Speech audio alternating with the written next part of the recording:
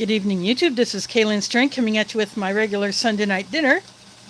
And I will have a few more of these left before I take my Ramadan break. And Emphasis here, thanks for dropping in. I have a slightly unusual one. This is an AmeriQual pack. However, there is no date code on the outside of the bag. So either it got missed in date code stamping because of a bag misalignment, or it just got missed completely, or something like that. And also the bottom seal here is very crooked. See, this is the bottom of the seal here on the bottom, and then look how much of an angle it took. So this got crooked at the bottom, but the top seal looks pretty straight.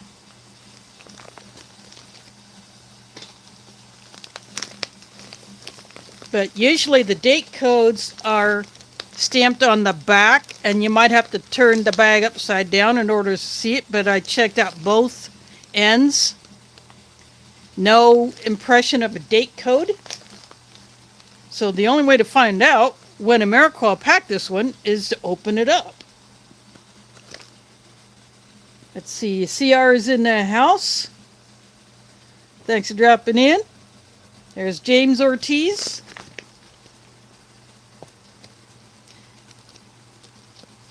This is very unusual for an AmeriQual packed MRE not to have a date code. And there is, there's got to be some kind of a explanation for that.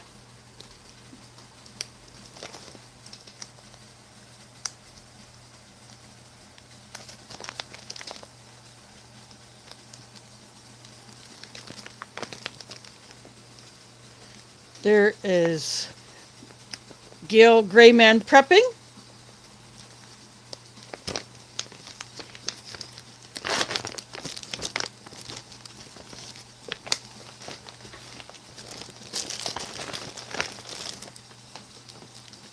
So I will be using the MRE bag as my trash bag. Here is the inner packaging that AmeriQual always does, and now it seems like Sapaco is doing.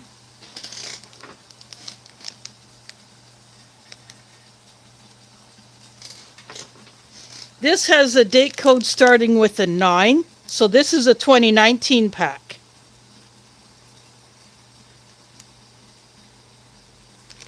It cannot be a 2009 pack because this bag style did not come in till probably like after maybe 2011, something like that.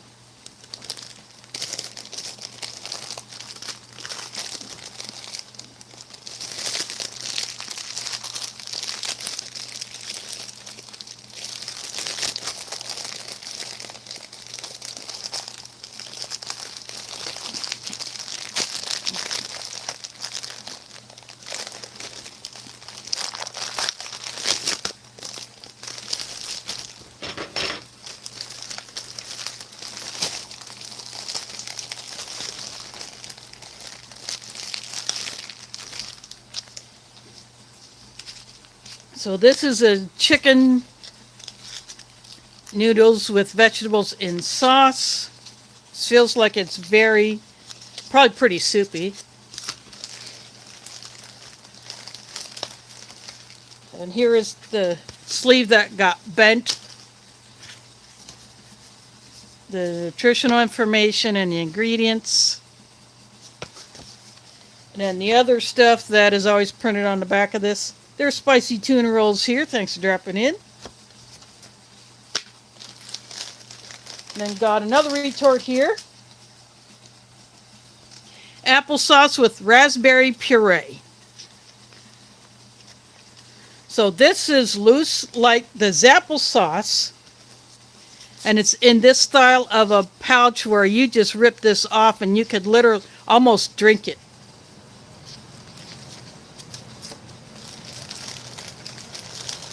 then we got accessory pack here. Hopefully should have all the usual suspects. Got Skittles. Haven't had an MRE with a legit candy for quite some time. Especially Skittles. Usually it's M&M's or some other chocolate, but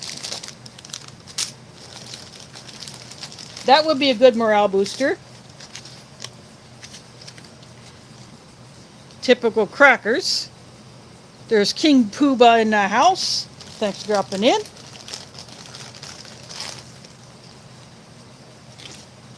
Peanut butter.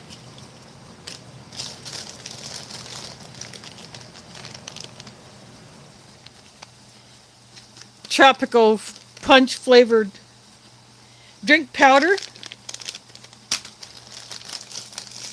Got the usual spoon, which I do not use because I use my titanium spork. But I save all these spoons.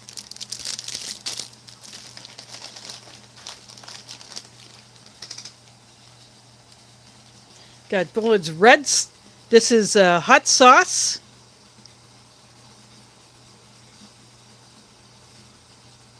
So they've gone with a commercially produced product instead of just your generic packaging type sauce. A different one. They probably have a variety to pick from, and they probably just threw this one in. They could have thrown in a Tabasco. They could have thrown in a Frank's Red Hot. Got apple jelly.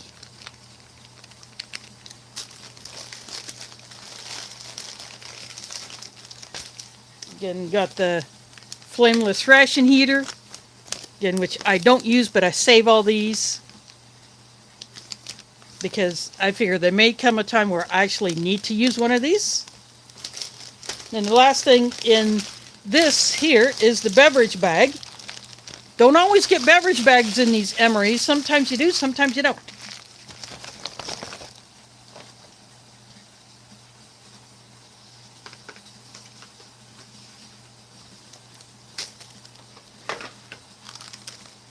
But these bags, I think, are inferior to the Canadian beverage bag. For one thing, those are gusseted. These are not.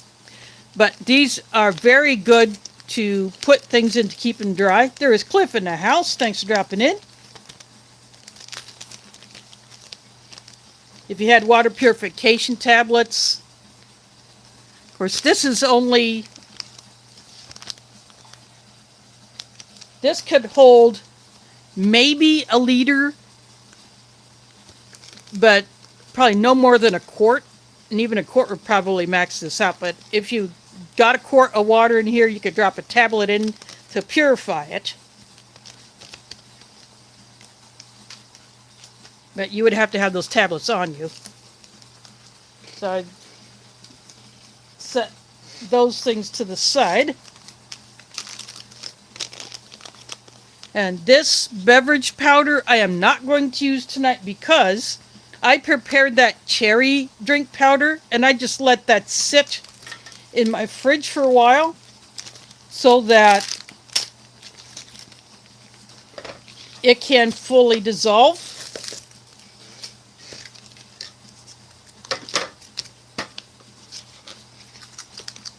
So that will be my drink tonight.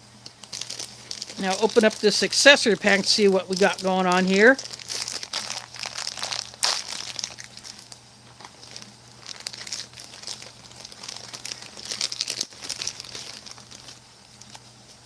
Got a pack of sugar. Got the creamer. I like that the creamer is in this type of package. It protects it better. Got a packet of salt. Very handy for putting in older ration heater bags to help them kick off. Bill's Brew coffee.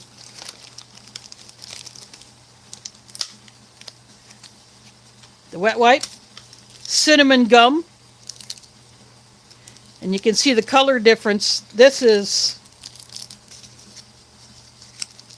see, that is almost as white as that, whereas the last week's gum That was dark. And got the rear roll and 10 matches, or at least the covering is 10. There is my crasher in the house. Thanks for dropping in. Got white chip. I have no idea what the chip color means when it comes to these matches.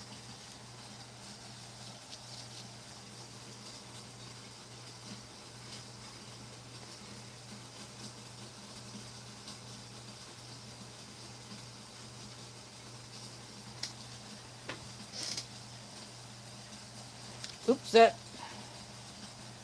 was upside down. DD Bean and Sons makes these matches. The white matchbooks you get in these are, at least for the American rations, are from Atlas Match. So that is accessory pack. I will set aside all those things that I will not be using. But I save all them.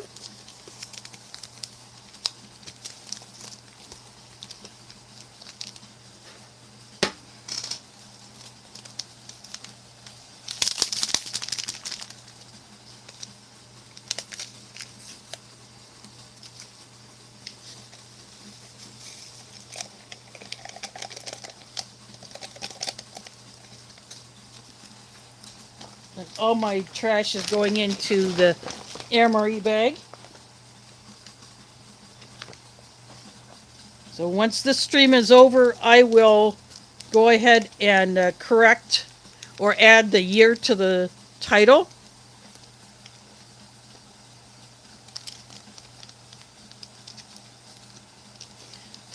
This creamer packet doesn't have a tear notch on it, so I will just cut it open.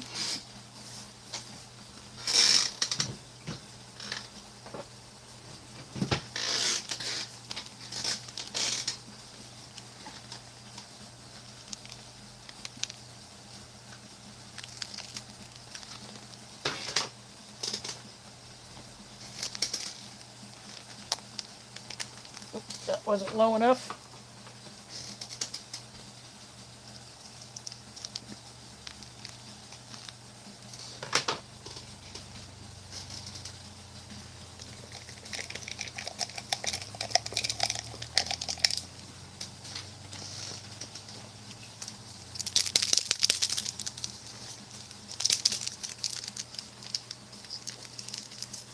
I'm dropping sugar in.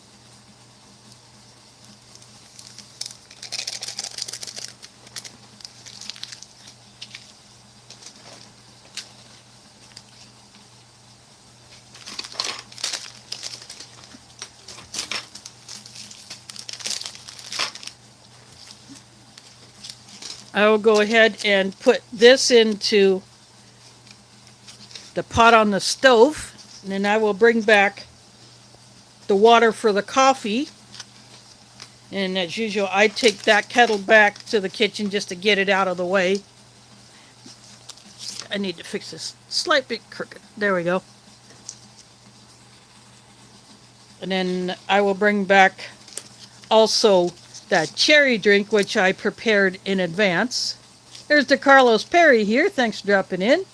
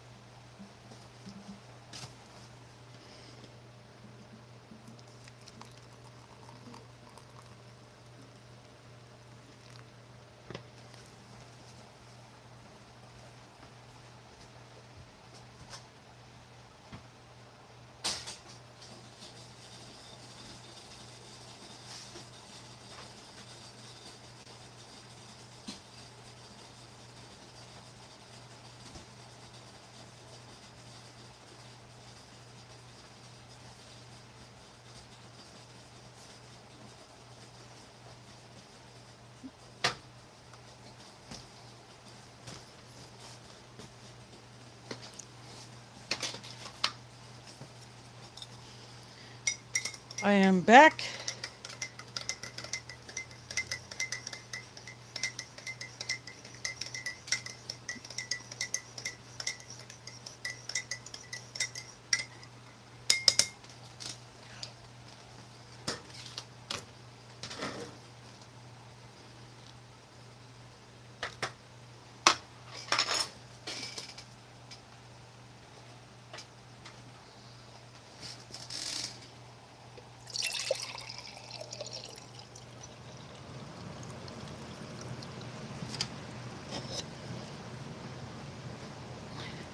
There is a cherry drink. See, a lot of that residue on the side. I've had tea in this, so it's slightly discolored from having drink a lot of iced tea in here, but you see all that red stuff. But this is the cherry drink from last week. I spent a lot of time trying to break that up, and I actually mixed it with slightly warm water to help it dissolve, and then I just put it in the fridge.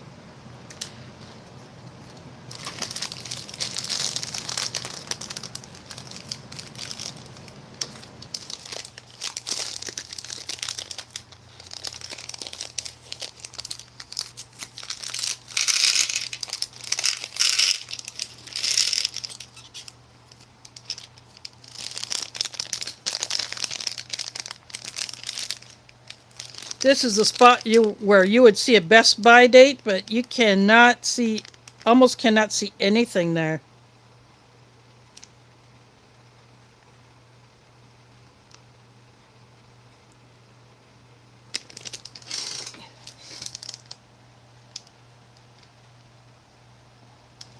It says June of 2020. You can barely see that.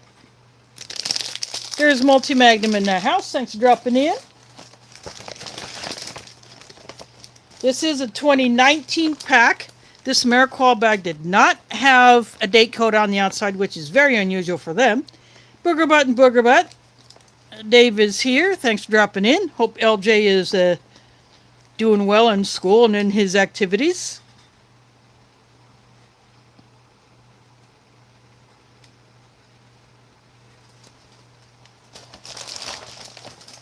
So, as I said earlier, something happened in the process with the packing that caused the bag to miss getting a date code stamped on it.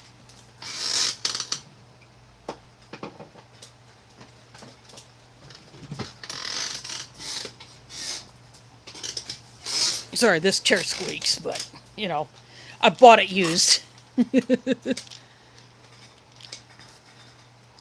So either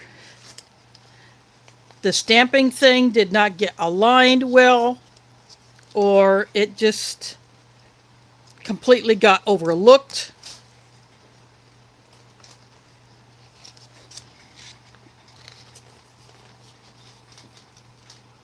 See, this is very loose, just like the Zapple sauce.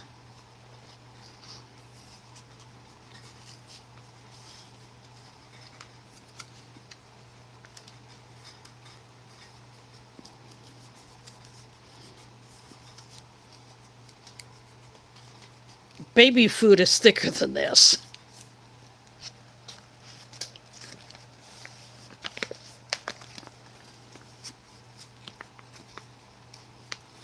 This is something that you would find in a First Strike ration, because you can just literally suck this right out of the pouch.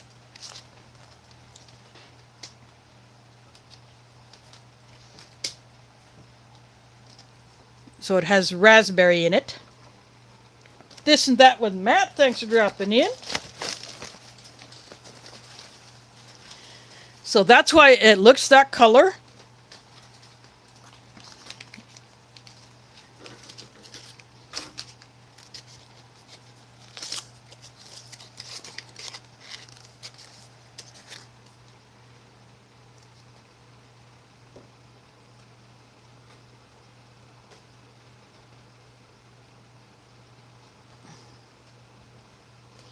Oh, awesome! Well, congratulations to the team. That is awesome. Let's see if we can get a hiss out of this thing. That was a nice hiss, almost a squeaker.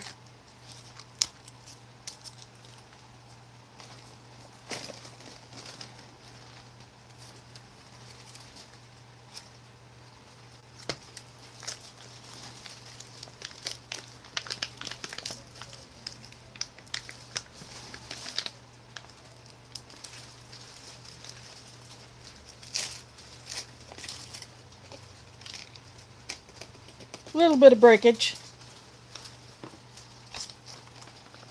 But that's the way it is for these crackers.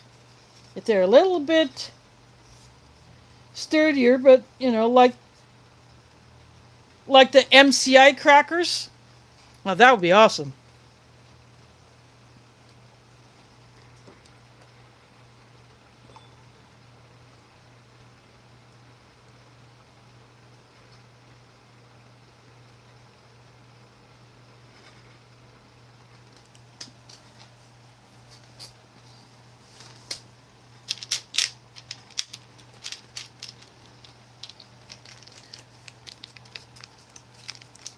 I haven't had apple jelly out of an MRE in quite some time. Feels pretty loose in there.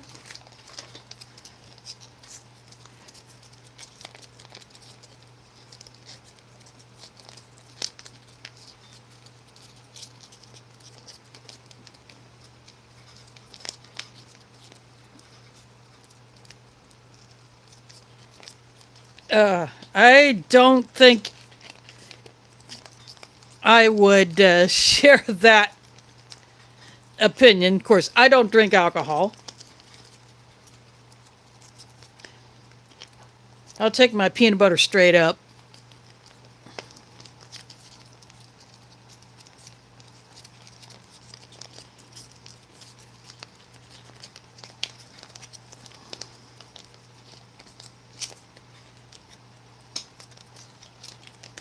I'm not going to open these yet because I might put one of these crackers down in the, at the main. I've had this before, but I haven't had this main in a long time. It's very much like the chicken noodle stew. I actually have a retort pouch of that, just a loose one that I got with a bunch of other components that may be featured in some future streams after Ramadan. So there's not much really here to taste quite yet, but I'm going to go ahead and get the main out of the kitchen and I'll be right back.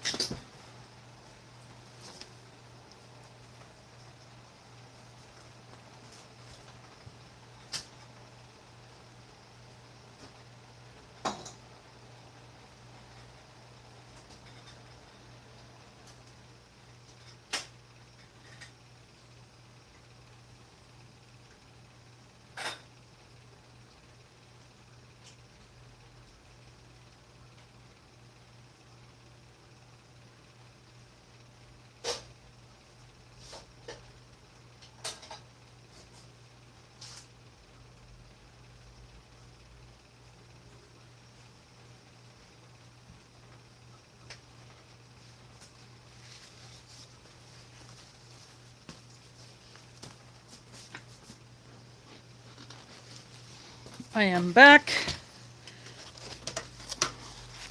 I use this, which is part of my cookware set that I've had since college.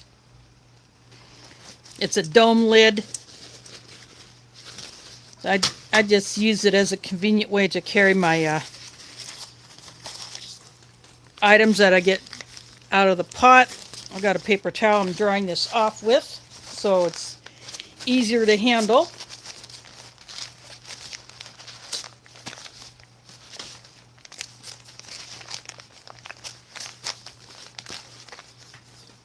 I can put that back there. And I just keep that paper towel off to the side. Tear notch goes this way, so I shake the food down.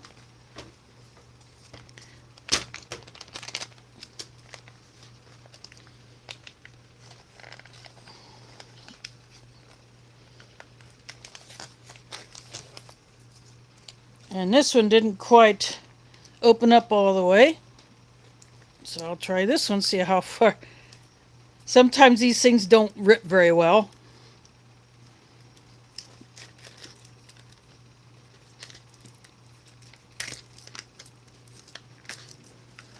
There.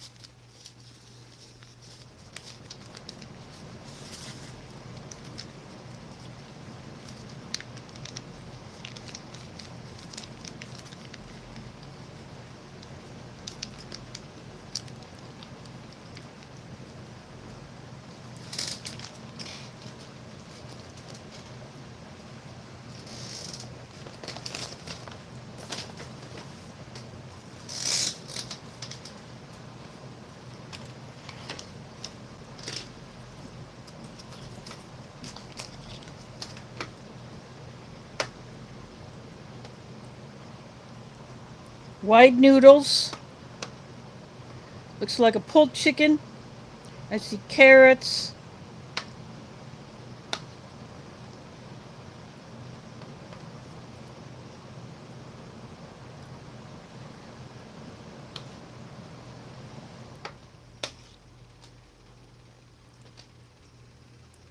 Looks like a couple of peas.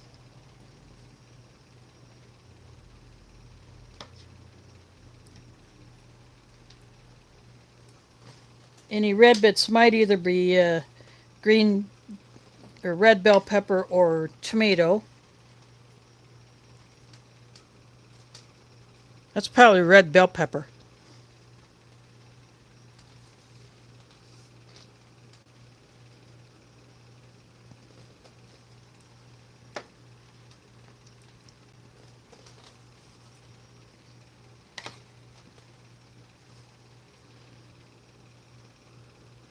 See how this chicken is.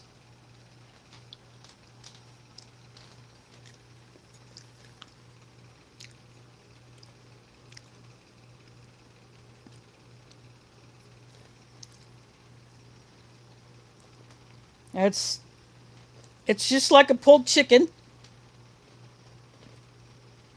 So not overly processed, which is nice. These noodles are very, very soft.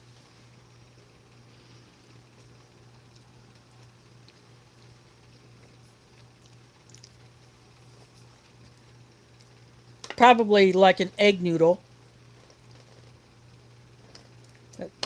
Some of the chicken chunks are pretty big, so you could break them up.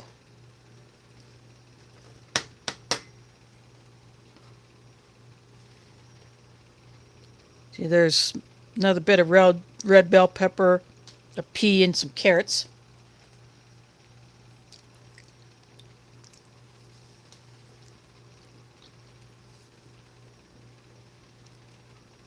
The veggies are extremely soft. It's like they instantly dissolve in your mouth. And you can see how these peas are, like one of them is smashed.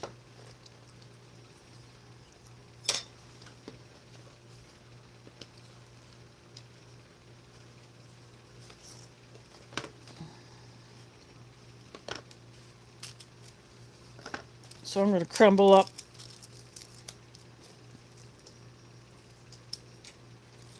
some of this cracker and put it in there.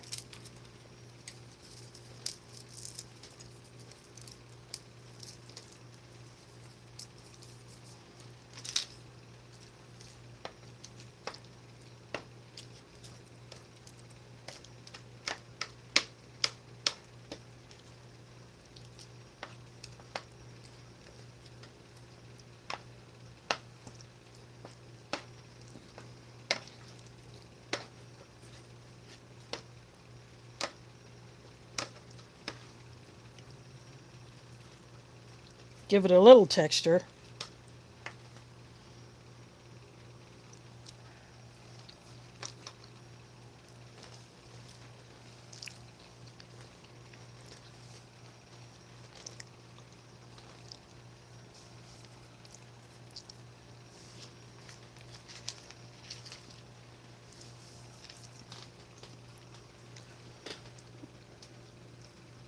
Gonna take a sip of this cherry drink that was from 1999 or 98, whatever that one was.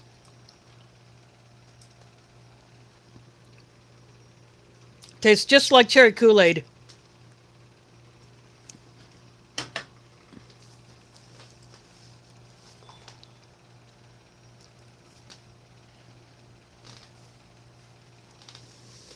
So I'm definitely glad I did not throw that one away.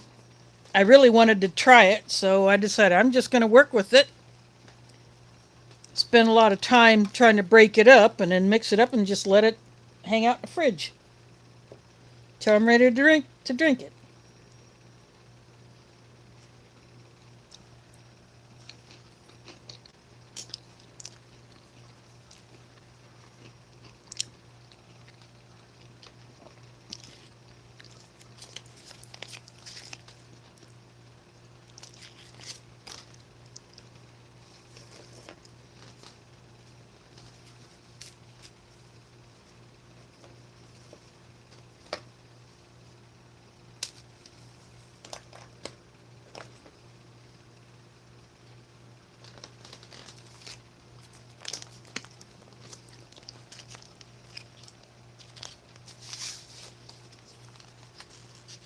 I just broke up the crackers. I'll probably throw a few more bits in there.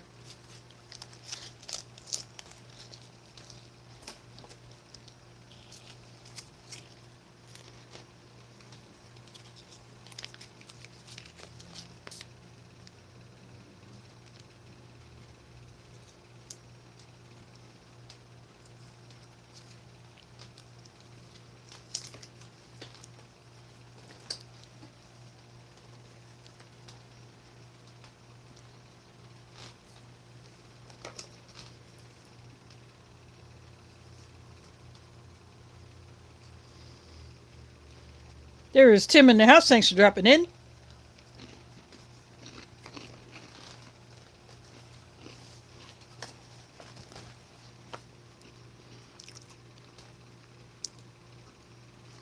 From 2019, this AmeriCall bag missed getting its date code stamp, which is very unusual for AmeriCall, so maybe their quality control kind of dropped the ball on that.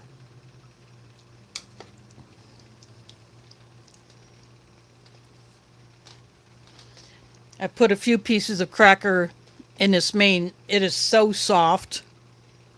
The veggies are absolute mush.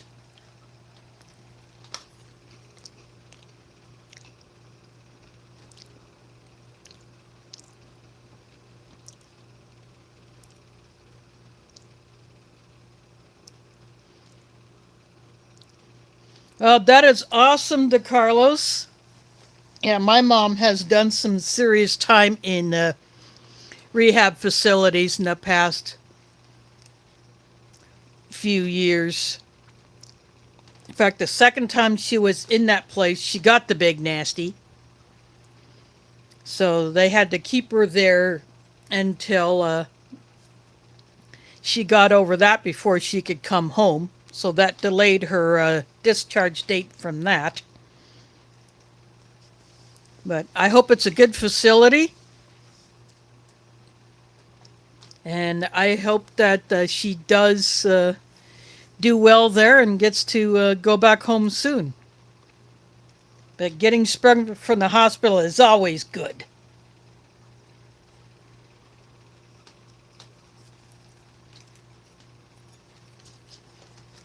So I've opened the peanut butter. Going to set that off to the side.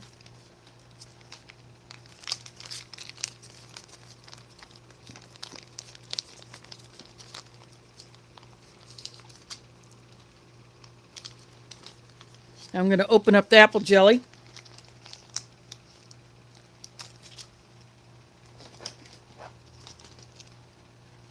I'm going to put it on a separate piece of cracker.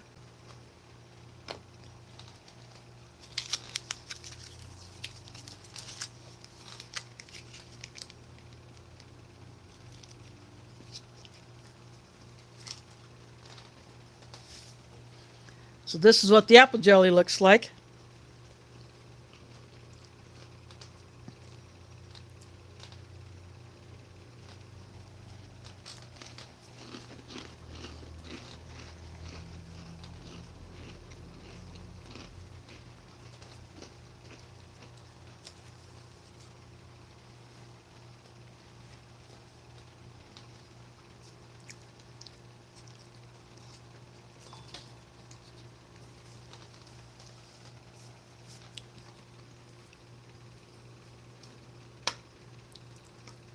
Yep, typical apple jelly. I don't get it too often,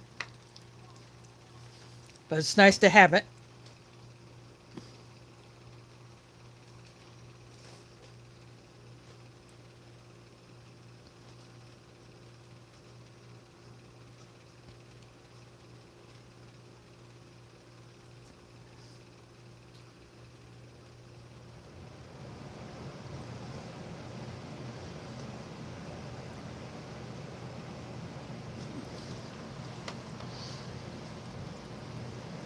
Yeah, my mother had some therapy issues herself, but they took it kind of gentle with her because her last hospital stay, when a couple of the staff were trying to reposition her in bed because she was too weak to do it herself, they kinked her shoulder, and she still has issues with that. So they were much more gentle with her. Plus, they took into consideration that she is profoundly deaf, and if her hearing aids are not in, or they're not working right, or the batteries die, those things suck battery life big time. You know, they do make accommodation for that.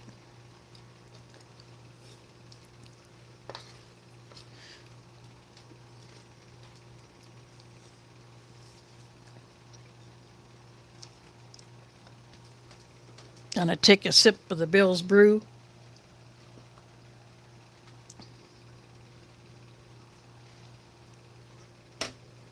It's not a bad MRE coffee. There are better ones, but of course there are a whole lot of worse ones.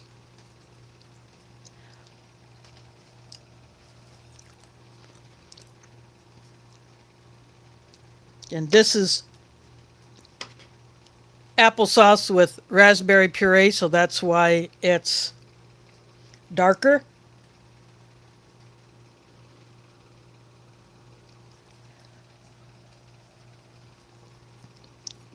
Definitely taste the raspberry.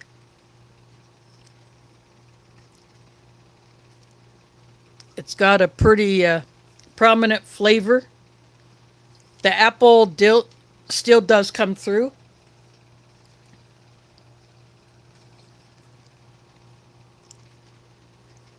But the raspberry is definitely prominent.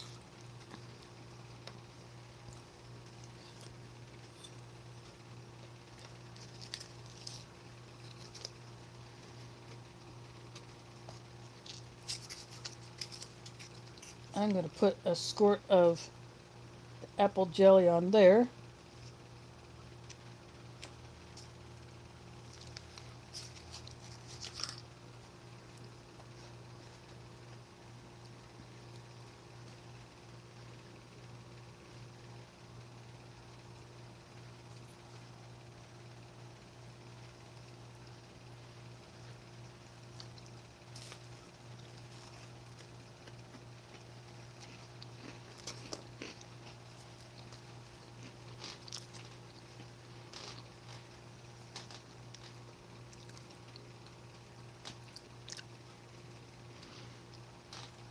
Get that little bit of sweet and salty going on there. The apple does not take over the peanut butter flavor.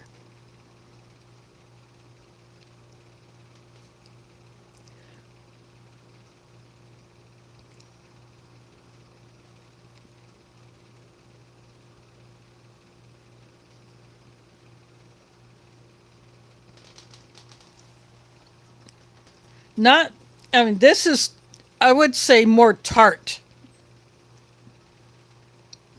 That raspberry definitely has a tartness, but the sweet apple flavor still comes through.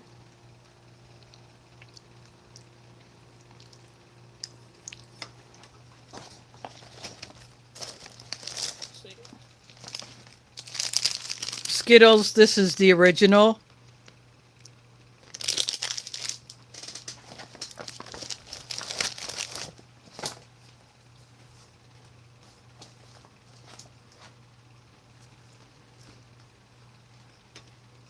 Just thought I'd show that one again.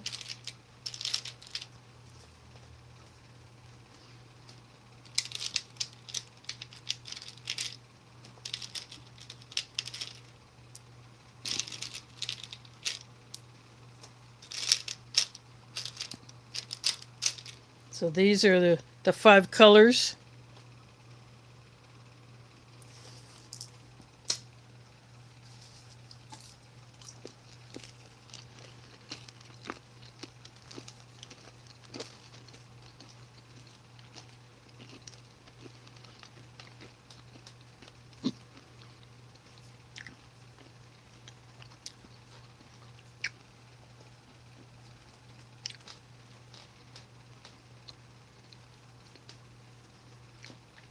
Still chewy, still hold their flavor.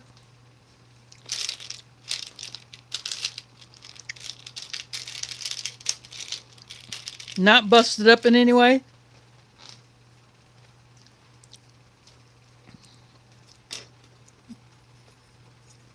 Some people who have freeze dryers have freeze dried the Skittles and they puff up and you can see the inside.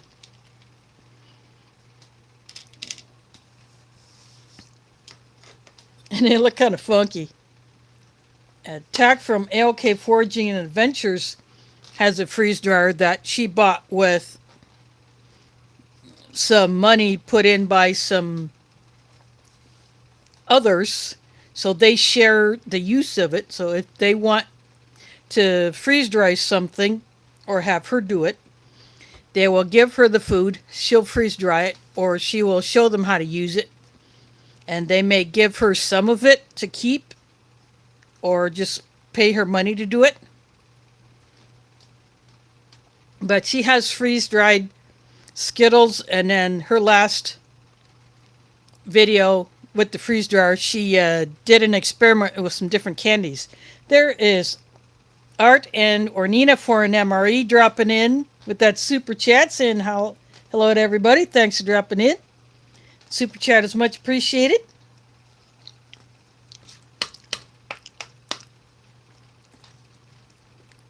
By the way, he and Nina, they have channel memberships on their channel. and they have a contest going on, or they did have, and the first winner never claimed the prize, so Nina did a redraw. But Art recently reviewed a Kazakh ration, a new one, and that one looked very, very interesting. I would definitely enjoy that one.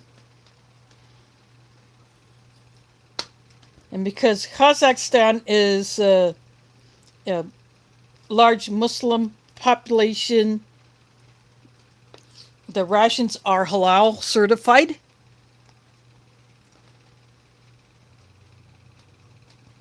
Yeah. So Dave and LJ will have a ration to review once their package from Art and Nina get to them.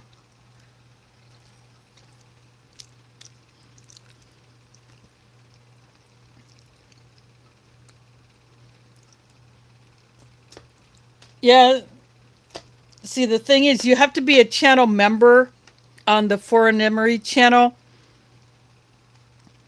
and they can only ship to the US right now because shipping costs is so high.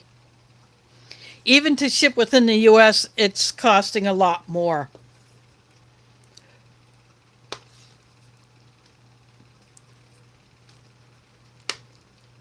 And just to ship a priority mail padded mailer, that's almost $11. I remember when it was $7.95 to ship that same thing. Yeah. In fact, when I sent Nicholas Sklow that pate that was in that Russian winter ration that I got from him, he had to pay the post office twice the amount that I paid to mail it to him so that he could pick it up. I'd never heard of someone having to pick up a package after you pay for it, even after the postage has been paid. And it wasn't even to a mailbox. It was sent to, I don't know if he doesn't get mail shipped to his address, because I put his address on it, so I figured it would go to his house. But no, he had to go to a post office to pick it up, and then they would not give it to him unless he paid them twice the amount that I paid for the postage to mail that thing.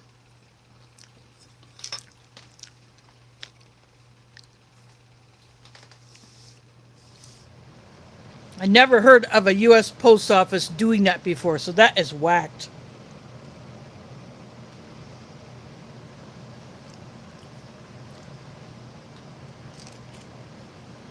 Yep, that is definitely BS.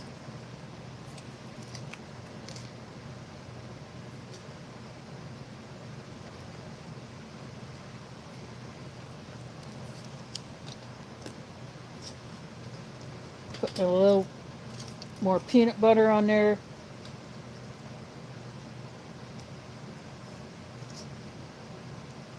A little more apple jelly.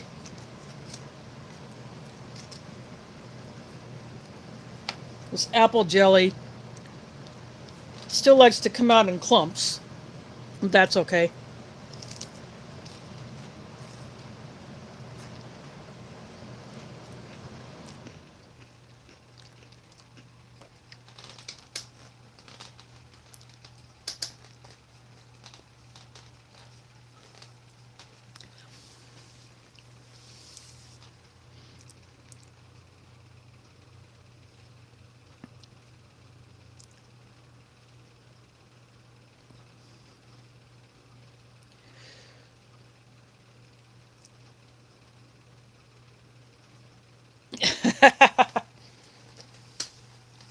Of course, if you won, you could always have passed it on to a person here in the U.S. to get it. I've entered giveaway contests on foreign channels, and I always say if you pick me, pass it on to a local, so you won't have to try to deal with shipping to the U.S.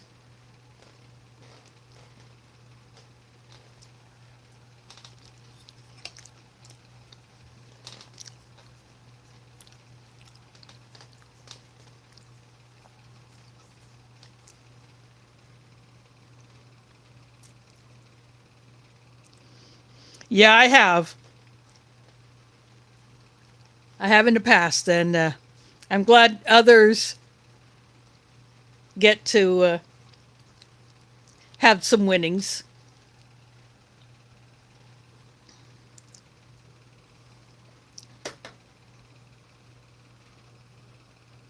Yeah, I have done that several times. I've gotten the top cash prize on a couple of occasions.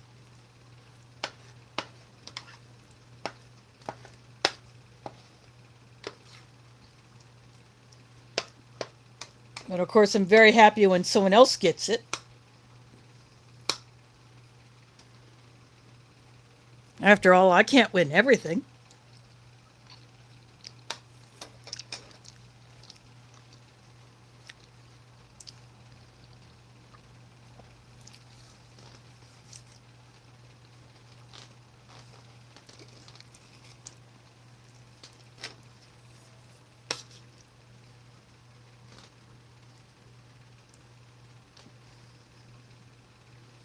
I'm going to put a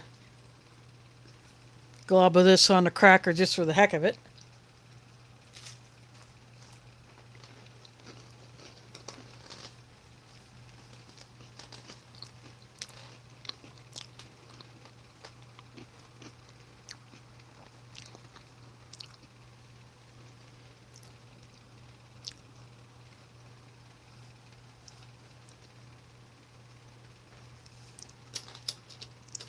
Yep, having a little cracker in there definitely gives it a little more texture.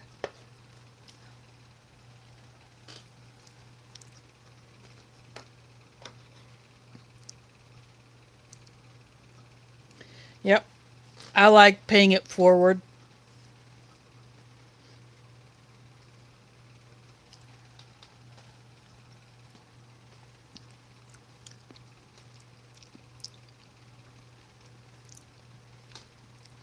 And I will do that with some of the seed packets that I have because I cannot grow a large variety of stuff here because of the fact that my apartment faces north and my deck is shaded.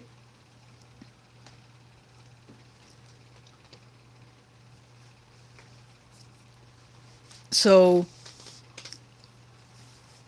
I will be passing some of my seeds to others in seed swaps, or I may do a giveaway on my channel for some of the seeds. Yeah, I have several different beans. I got squashes, and some of these seeds I picked up during the giveaway at the end of the White Eagle Multicultural Powwow that I volunteer at every September. And last year, there was a variety of seeds, and no one picked them up, so I grabbed them all.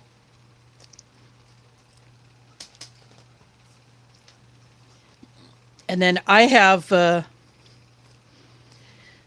think I've already passed a couple of them on, and I got more that I will share.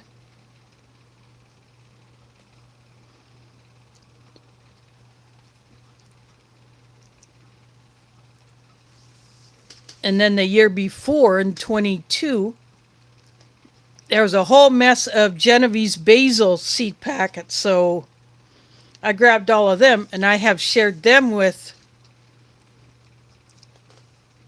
3 other YouTubers. In fact, Joe of Garden State Gardener and Grow Big TV, I sent him most the largest number of the packets so that he could give them away during his Sunday Fun Day live streams. I think I sent him like 16 packets, and then I sent some to Homestead Tessie because she loves growing herbs, and she's got a great spot for her garden. And then I sent some to Disabled and Prepping. She contributes seeds to a couple of community gardens, plus keeping some for herself. And so I sent her 3 packets, one for herself to keep, and then one for each of the community gardens that she supports. And because she contributes seeds to, she has the right to go there and harvest from it.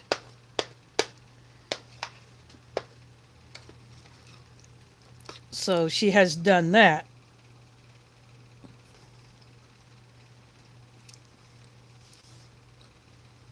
And so anytime she wins seeds from Joe, she may split them up depending on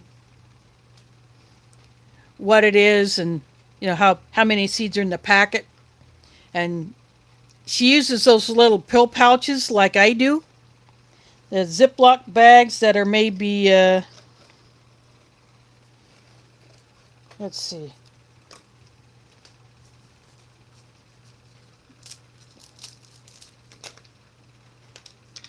About like, well, if this was a perfect rectangle, about like that.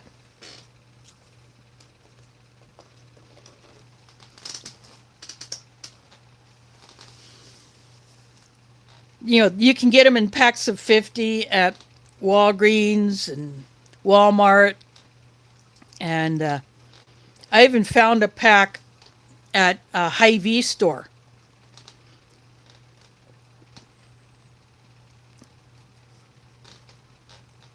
So I have a good supply of those, and when I save seeds, that's what I put them in, unless the seeds are huge.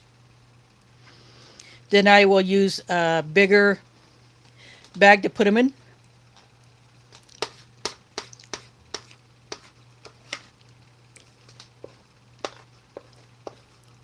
In fact, Joe on Grow Big TV showed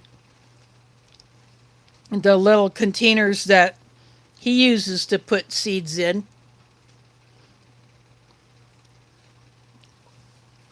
And of course, you got to label them.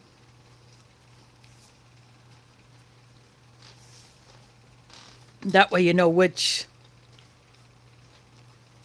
is what.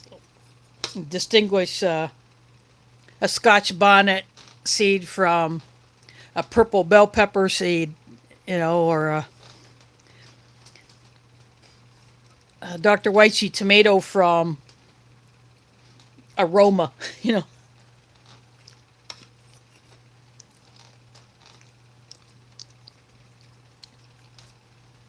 Gonna have another sip of my coffee.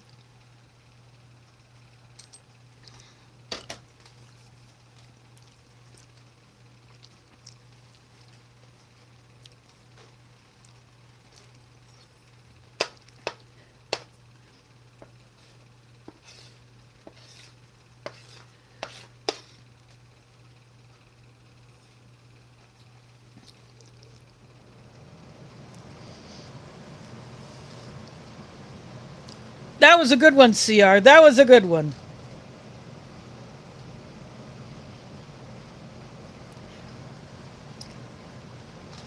Yep, that's why you gotta label the seeds when you're saving seeds when you harvest the fruit or veggie.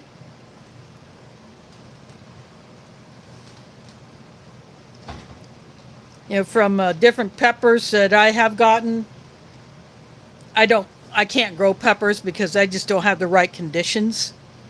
But I would love to experiment with trying to see if the seeds that I got from peppers that I have gotten, say, from a store or that someone has given to me, to see if they're viable and would grow. So my bell peppers are unknown variety other than I know the color. But the hot pepper seeds, some of them I know because I know the pepper. Like I have banana pepper seeds. I have some jalapeno seeds.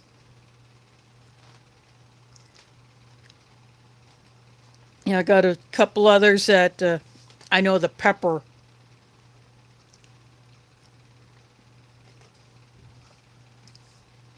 So I got those seed packets labeled.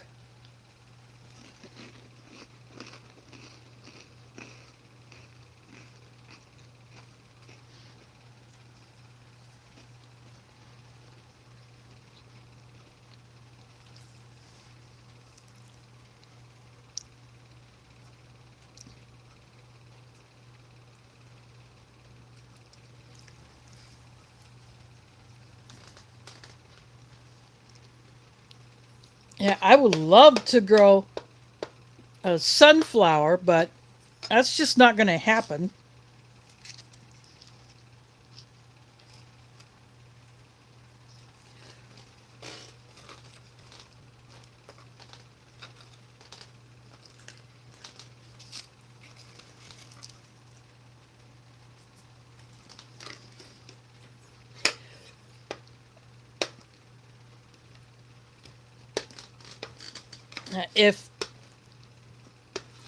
If I was in the other building on the property and had a west facing deck or patio,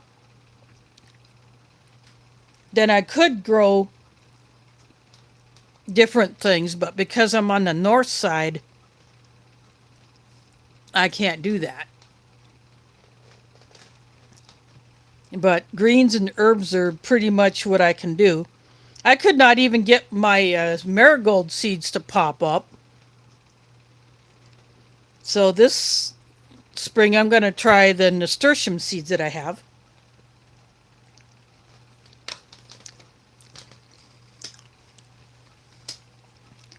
And I'm going to try that pink dandelion. The picture in that seed packet looks so cool.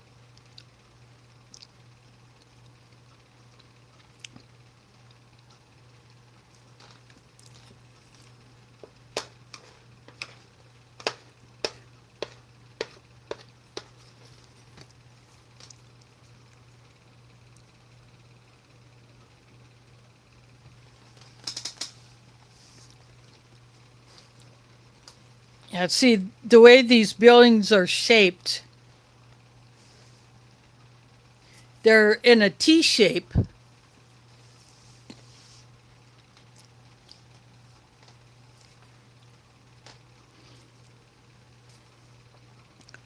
Or at least this one is. The other one,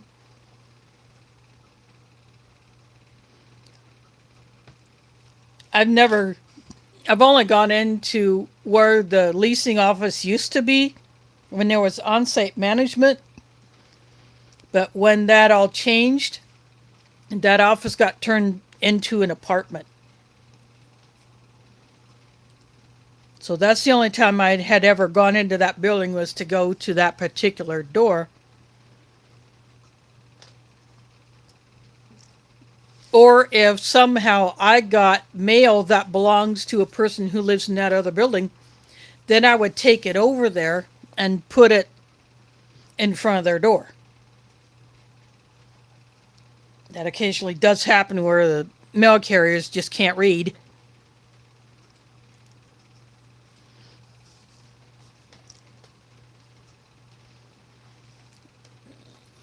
Otherwise, I just don't bother with that building.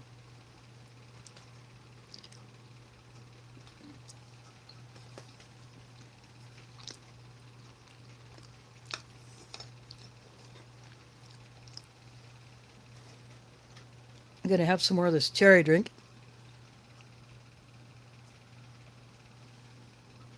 Yep, just like cherry Kool-Aid.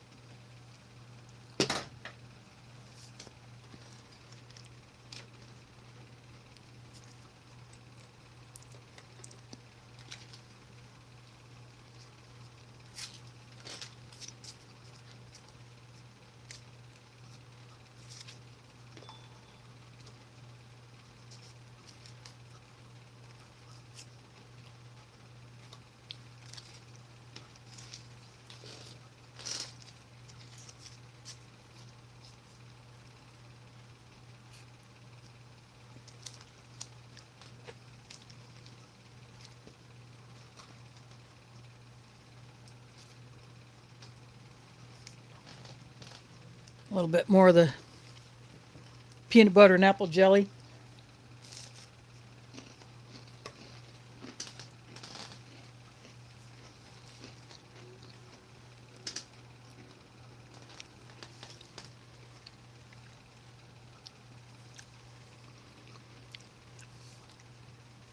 That jelly does a good job of cutting through the dryness of the peanut butter and the cracker.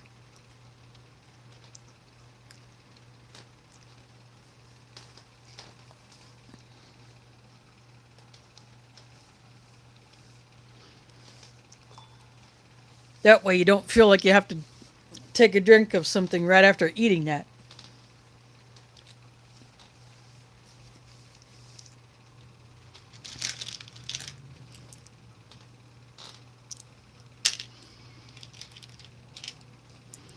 Gonna have another handful of Skittles.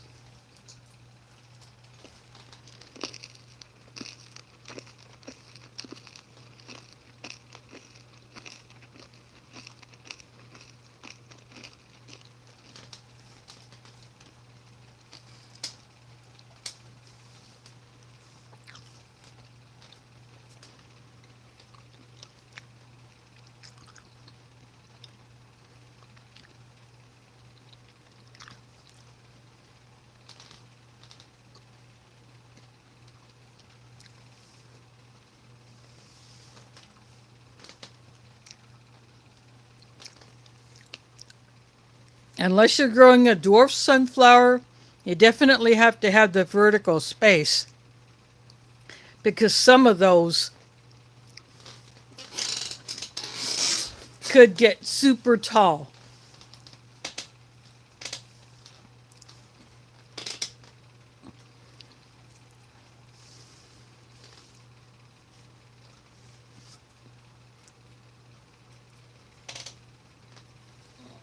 So you would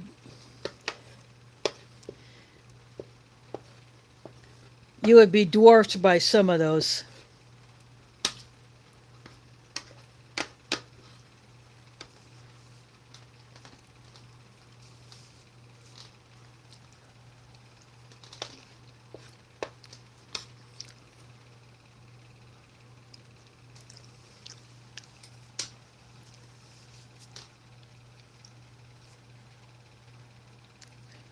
Apparently, the freeze-dried Skittles are very crunchy.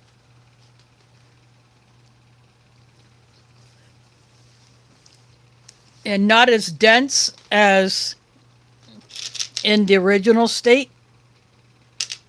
And they puff up as big as your average small marshmallow.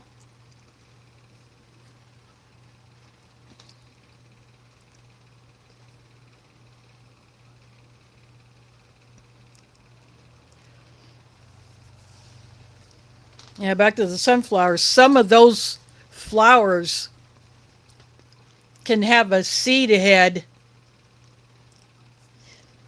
as wide as my tray. Imagine just the seed head without the petals that wide.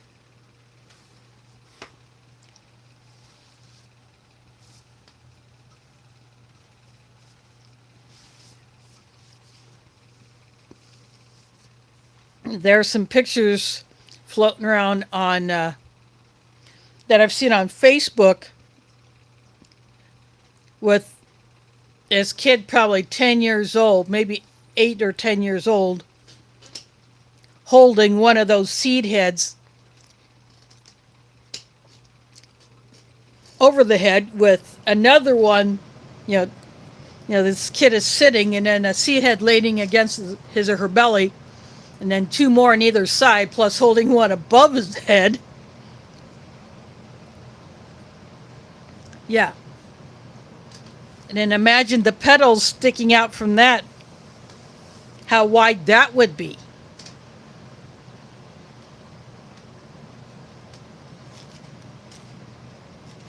I mean, that would be one heck of a sunflower. See something like that.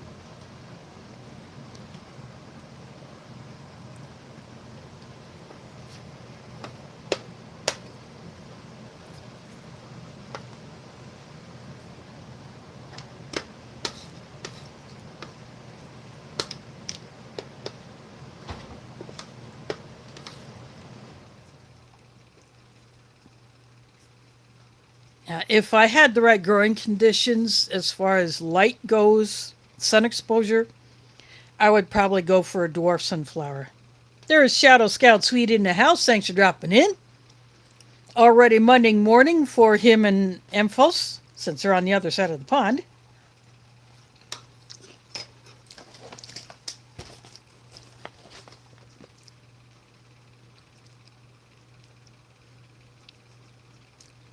$2019 pack, but the bag is missing a date code because of some mess up on the line at Ameriqual.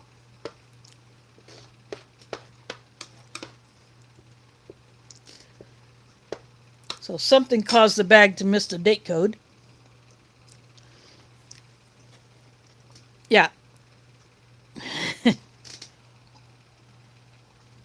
He probably has some or is about to get some, because it's that time of the morning where he usually gets it.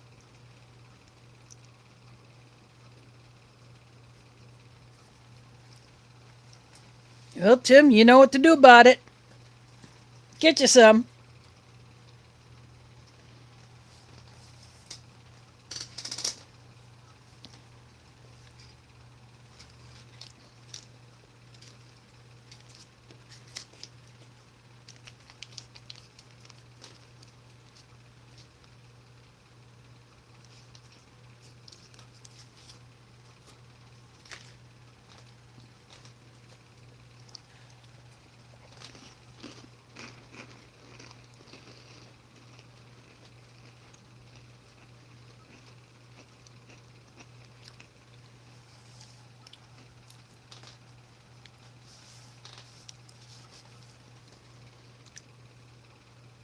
Food Forest Permaculture in the house. Thanks for dropping in.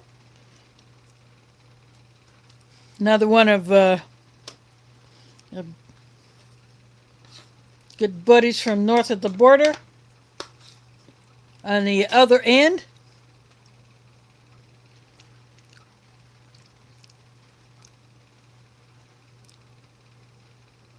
now he's got the right area. He can grow all kinds of stuff. Grow Big TV, there is Joe.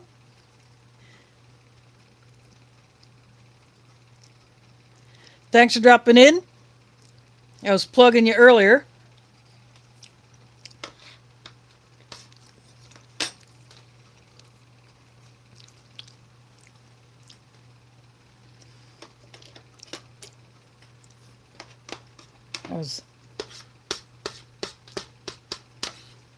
By the way, there are a whole set of growing contests on Grow Big TV. Unfortunately, I don't have the right conditions to grow any of those plants. Someone suggested the watermelon radish, but I don't know if I have the right conditions for that.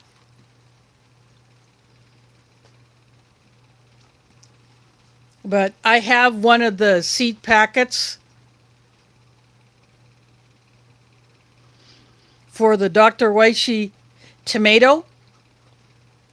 And for anyone who wants to try to grow that one but cannot get the seeds, I will gladly share them.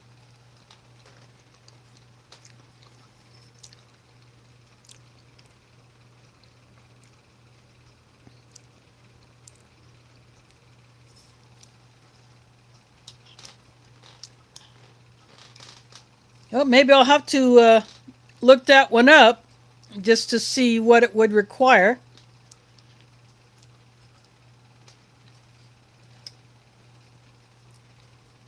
Now, there is a possibility that I might have a slight improvement in my growing conditions because I finally got an update from the management about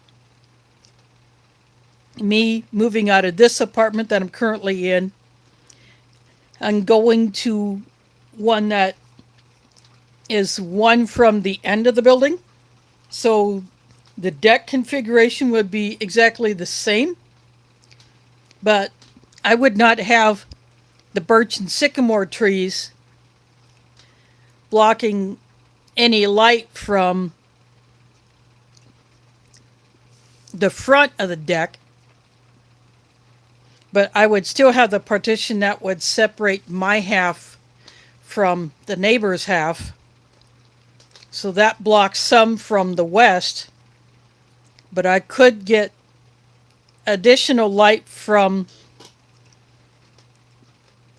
both directions, a little more from the east in the morning because I would not have the trees shading the deck. And I might have a little bit more light coming in.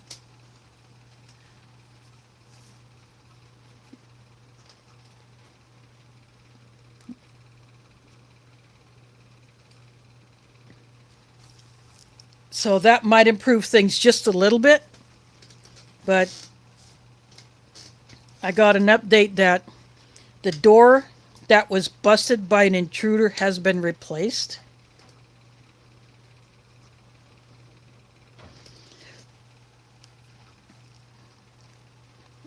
But they still need to do some additional work on there. Apparently there's more damage than what I thought. So I told him that, because I will be so busy during Ramadan that I will have no time to do any moving of stuff out of here to over there. So I would have to wait till mid-April to do that. And he said that would be fine because that would give them plenty of time to finish the work now that they got the door in that needed to be replaced.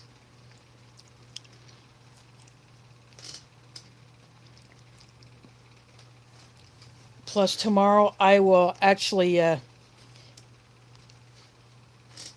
a face-to-face talk with the guy who's going to come in here and see exactly what it looks like in here as far as the crap that was in here before.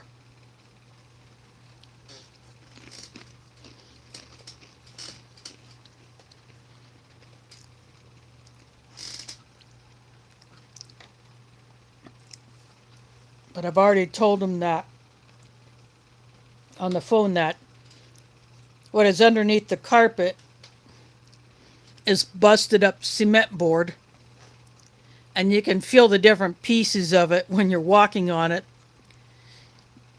if you don't have any slippers on.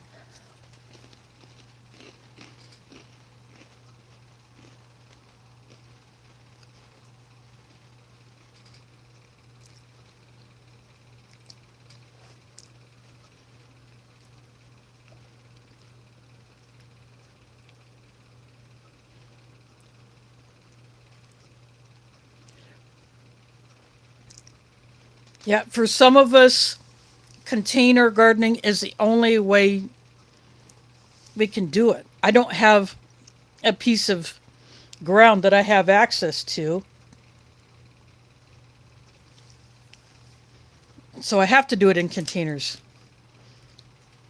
And some of my containers that I have were freebie finds, abandoned. Some with dead plants in them that have no hope of coming back. And then some without, but they're now mine.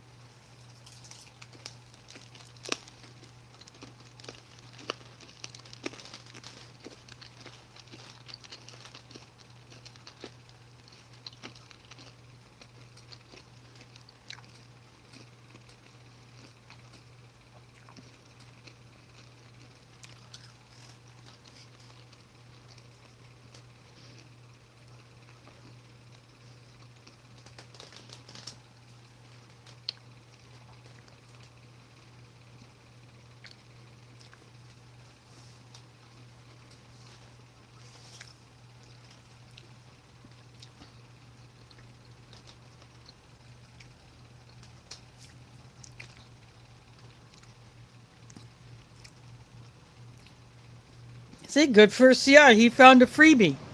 And that's his.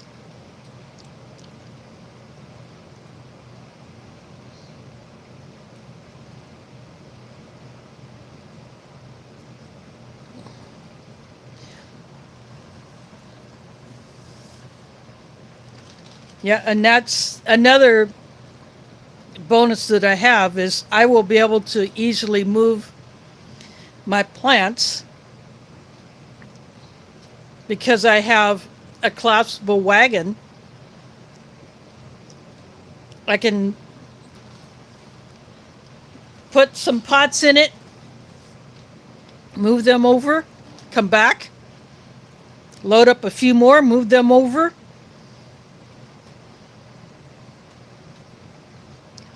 Especially my heavier ones, my square containers.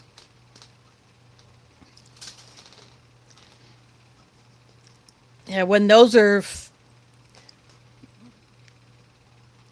filled with soil and whatever plants might be in them, they are heavy to move around. So having that wagon is definitely going to be a plus for moving my stuff over.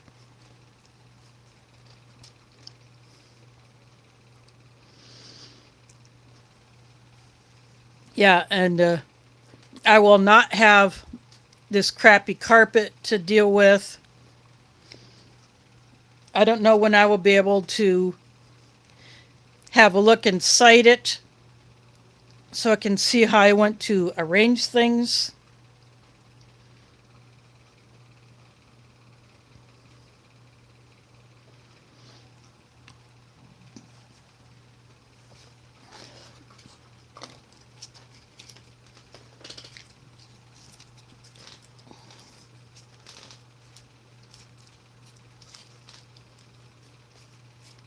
But maybe he will let me do that beforehand so I can have an idea of how I want to position things. Of course, I can always fine tune it later.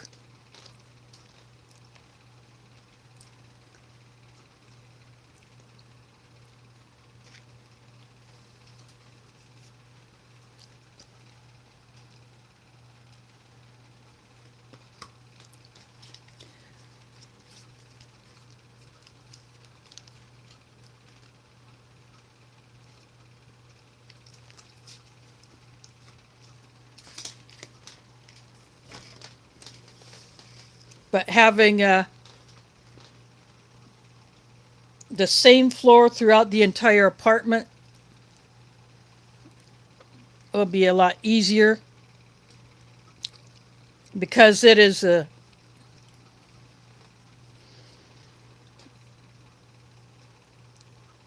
it's like a laminate wood or fake wood flooring that was put down in pieces like your average wood floor, but it's not real wood. But I will not have the issues of this crappy carpet.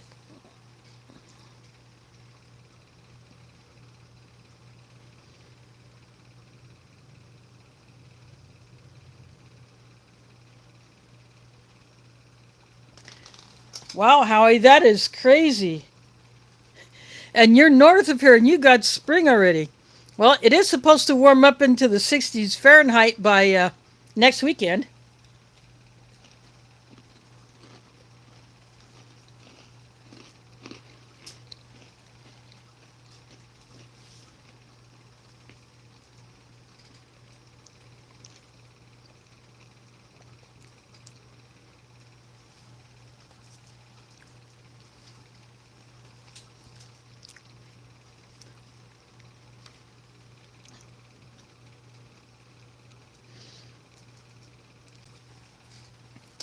I will get some help from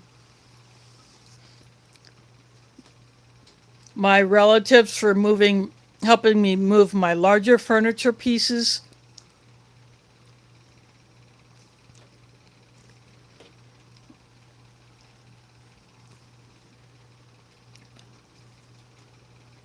Like it, it'll take two people to carry my mattress because it's one of those extra thick ones.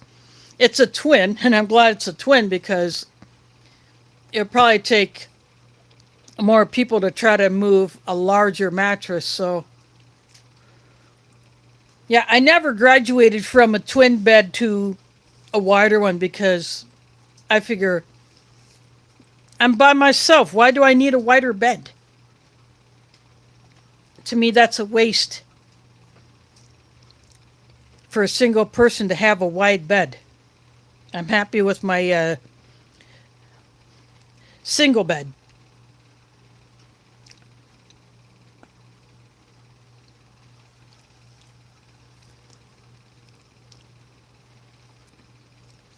And then one person will carry my bed frame, and another will carry my box spring.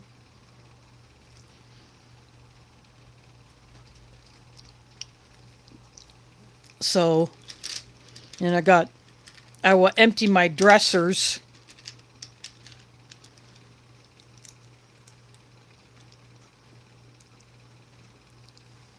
So then it'll take some help to move those. And my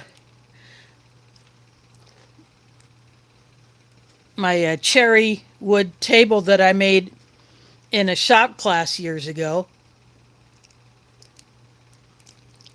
It's a pedestal table, which I freehanded on a lathe.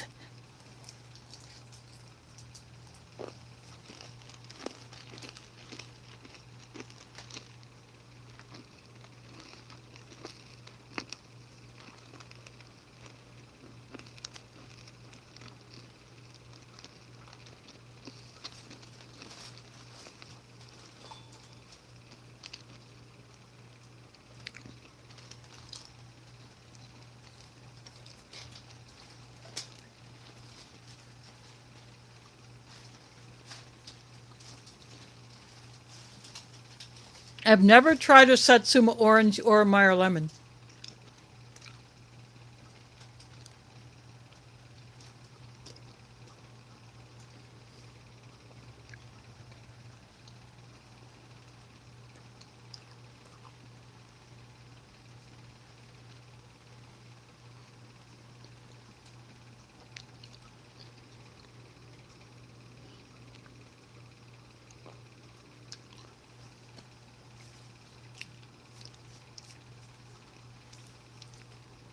Someone gave me a blood orange once, and that was a really nice, tasty one.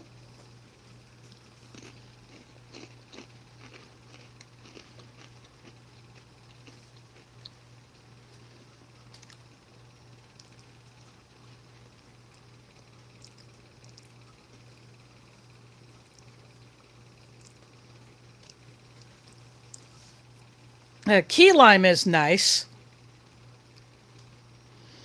I've had that in the form of a key lime pie and I think a key lime sherbet or key lime ice cream.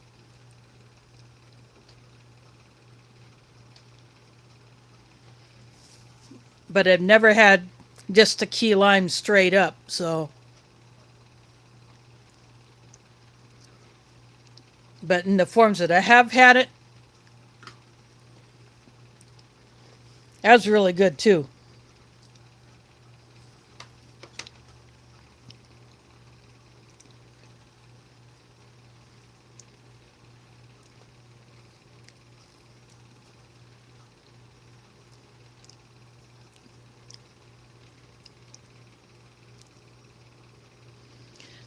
Oh, okay. So I really like mandarin oranges.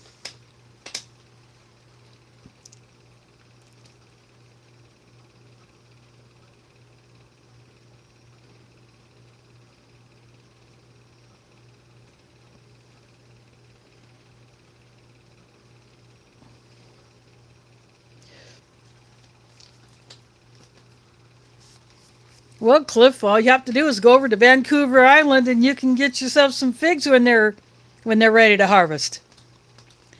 Because how you will have them.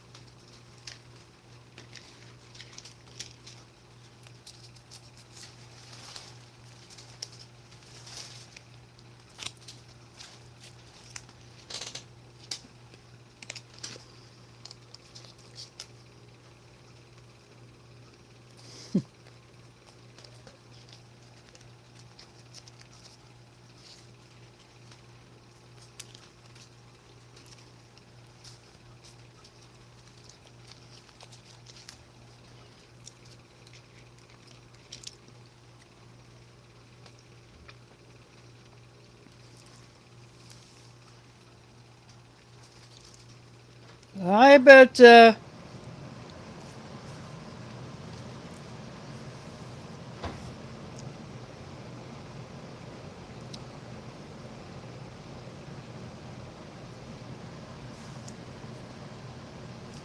Well, I figured you might be able to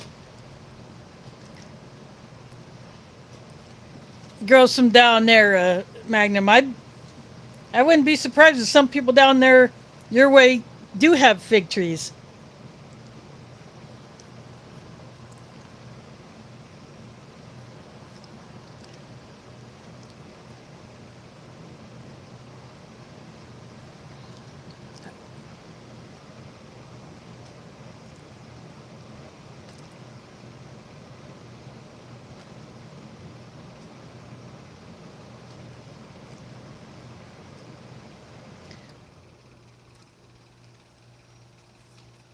Now, the only goji berry I have ever had was actually in the form of some like body wash and lotion that someone had given me.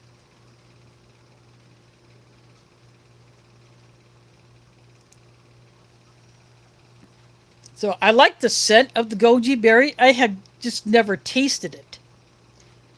In fact, at that time, I didn't know that they were edible.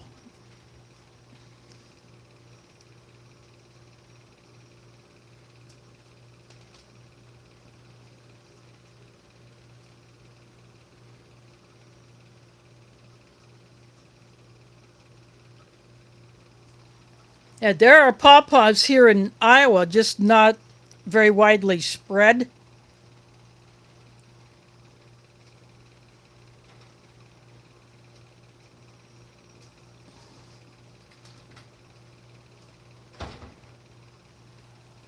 But I would actually like to try a fresh goji berry.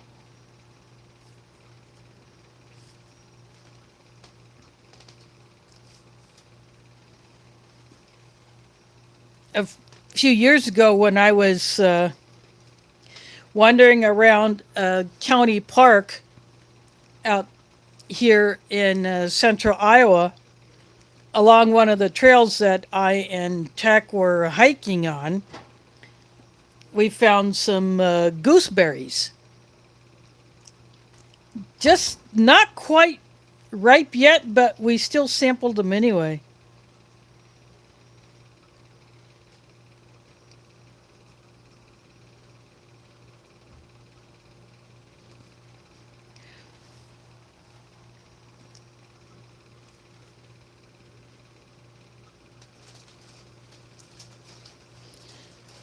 There is the Wickershire project in the house. Thanks for dropping in.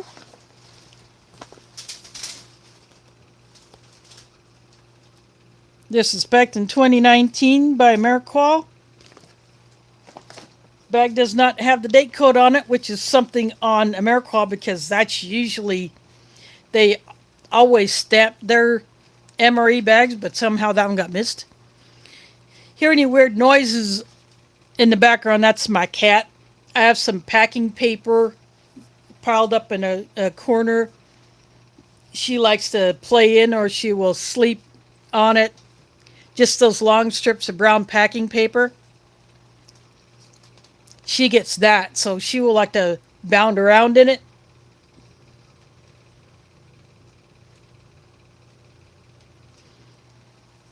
So if you hear any noise, that's just her doing that.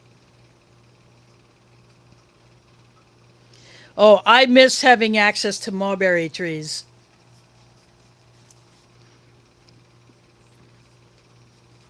I remember, yeah, we were always told never to go to the mulberry trees wearing white t-shirts. But one day, my siblings and I did.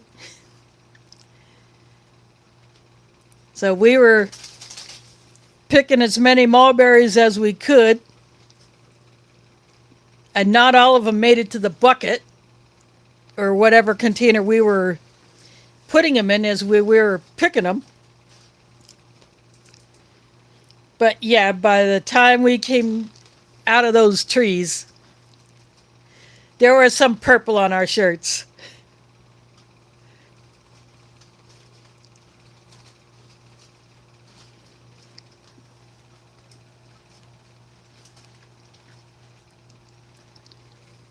And then there was a couple other mulberry trees at one of the places where my parents lived when they were managing apartments.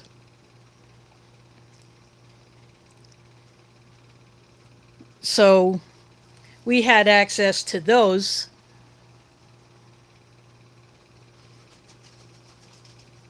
They were on the property when they moved there. So they had been there for who knows how many years. So they were already, they had been fruit bearing for who knows how long.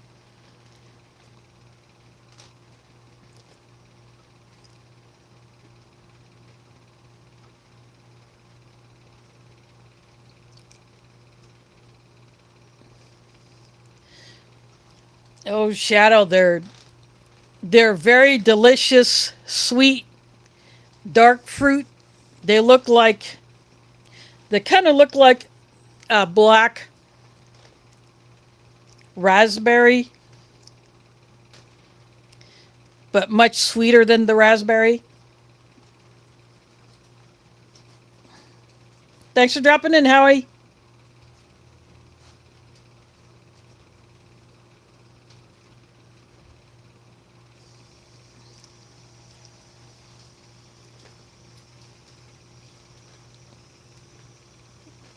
Well, mulberry trees do grow in the, at least the, I don't know how far south in the U.S. they grow, but at least here in the northern middle states they do. And I think Howie may have them up in Canada,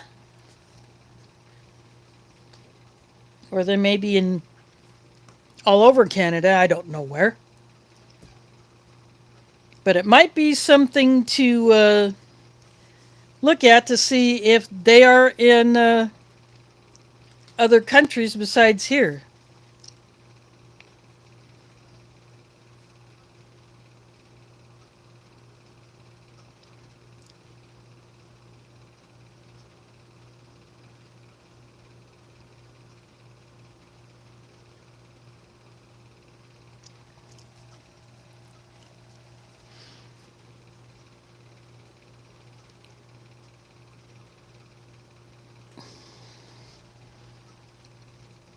Now, we don't have monkeys here.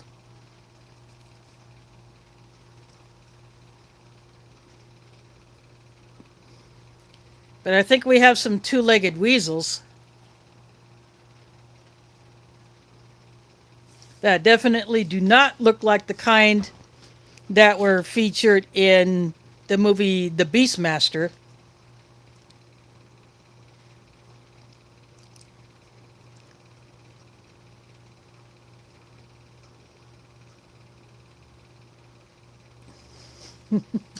No, I have not seen you swing from a tree because I'm not close.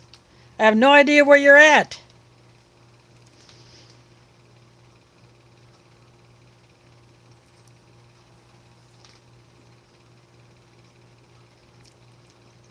In fact, I might not even be subscribed to your channel. I might have to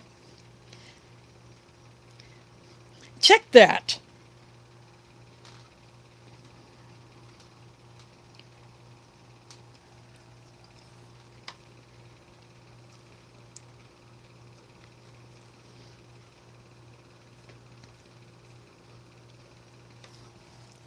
Yeah, for those coming in late, this is raspberry applesauce.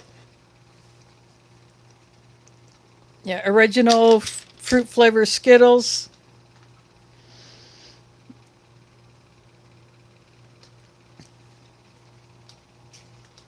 The drink mix that came in here, I did not mix that because I had taken a lot of time to break up this cherry drink from last week's ration. And so I broke that up as much as I could, mixed it up, put it in the fridge, and just let it hang out. So I'm drinking a drink that's 10 years older than this MRE.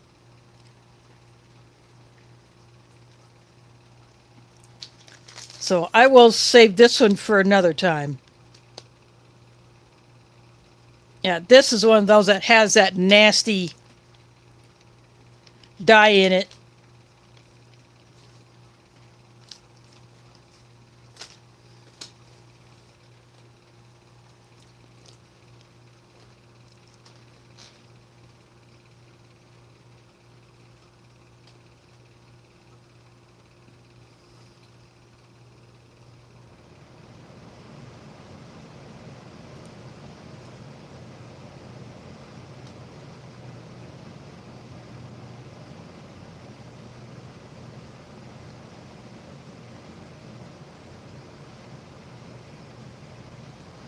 Yep.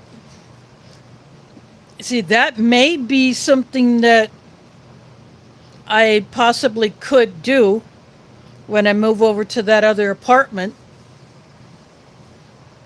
But I would have to get proper shelves to put jars on. Because right now, I fill canning jars with dry food.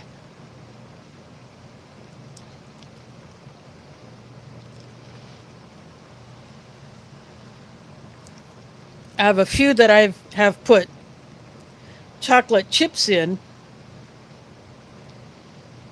But other than that, dry food only. Like I have pastas in some, I got beans in some, I got lentils in some, I have sugar in some, I have salt in some. And I got whole spices in some.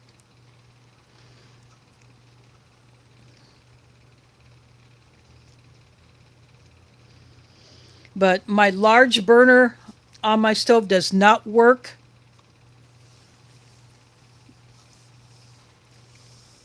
And the one time I tried slow cooking on the stove, it just shut down after an hour. So if I were to try canning on this stove, it might not work because this pretty old stove, it would shut down after an hour or so.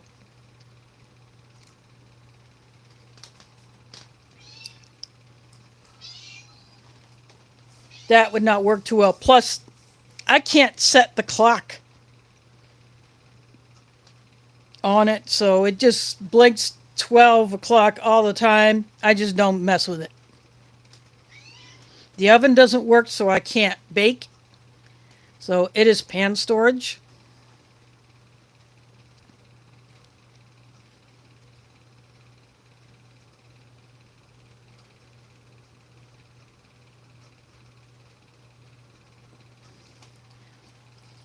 But I do have pots I could water bath can pints in.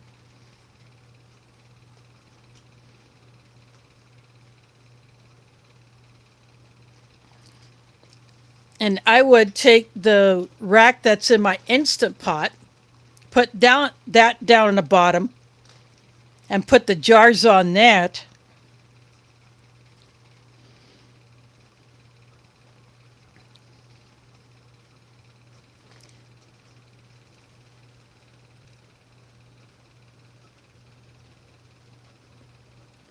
Thanks for dropping in.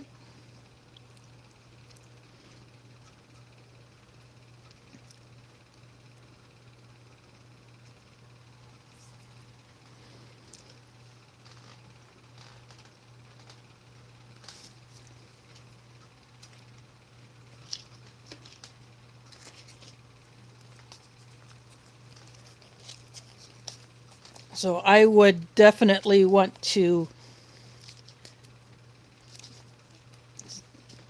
experiment with that. Maybe just put some water in some pints. Yeah, I have the Instant Pot Duo. So I cannot pressure can in it. If I had the Max, I could. You know, the woman who has a channel Disabled and Prepping, she has an Instant Pot Max. And that is how she does her canning. She can do pints and half pints. And she can do 4 at a time.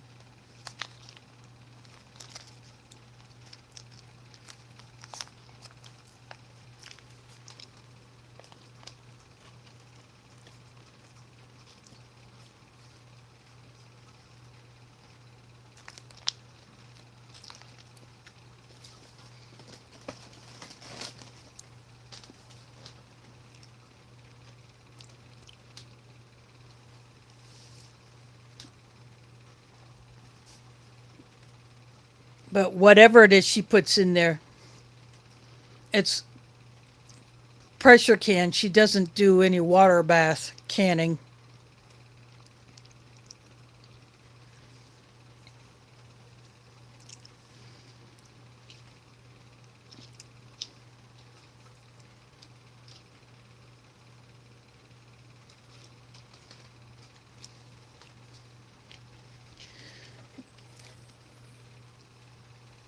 And I think she does that down in the community kitchen in her apartment building because I don't think she gets any help with her electric bill, like energy assistance. And so she tries to use as little electricity as possible.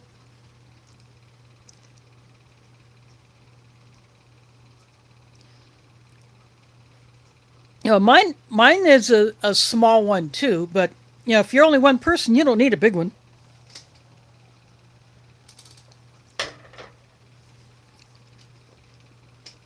But so far, I've only done chicken legs in mine.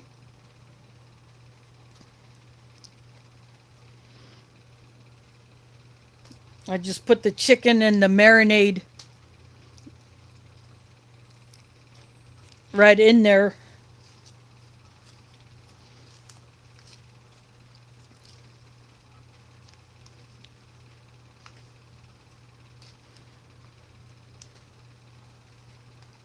That's pretty much what I've done with it so far.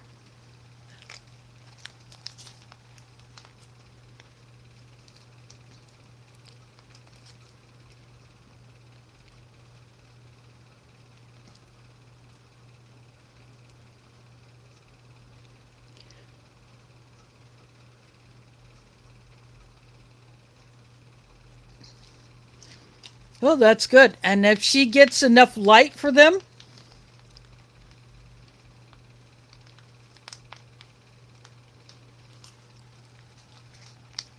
yeah, more power to her. That's awesome that she is doing that.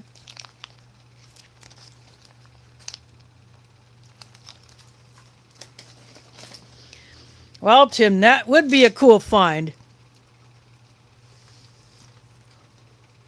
I have a small pressure cooker. That was a roadside find. I have done some pressure cooking in it.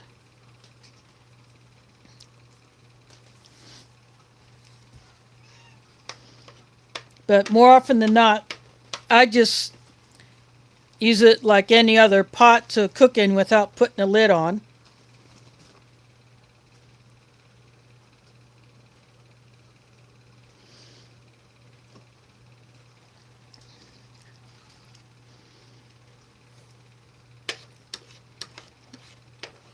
But after I picked it up, I cleaned it up just like everything else that I had picked up. There was a whole mess of stuff that someone had left on the side of the road near where I used to live before I moved. Sorry, brief disconnect. Hopefully that wasn't too noticeable. But all these kitchen items I found, I sorted through what could be salvaged. There were some broken items, they all got ditched. One of the items was one of those underbed plastic totes. So now I have two of those. One I had previously bought that I was at the time storing blankets underneath my bed. But when I moved here and I started storing up food, I put bags of pasta in that one. And then the one that I had picked up from the side of the road, that has pasta in it too.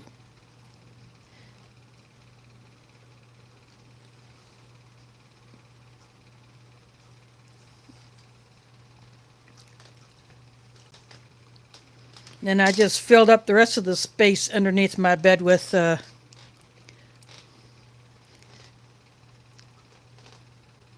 other food, but those underbed totes, they fit just right underneath my bed frame.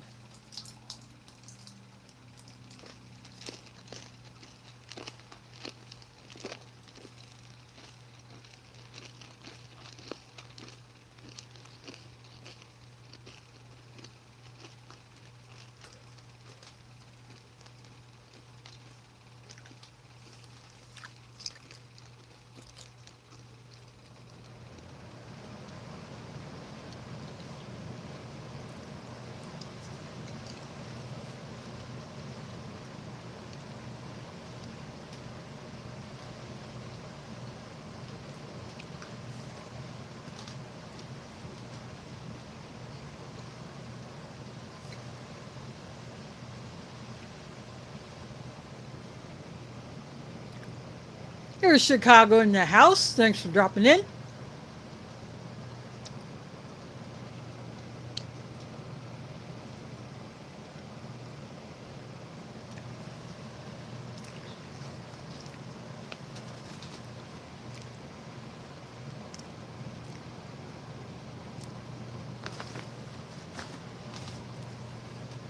Now there's not much left of this one. My Skittles and my raspberry applesauce.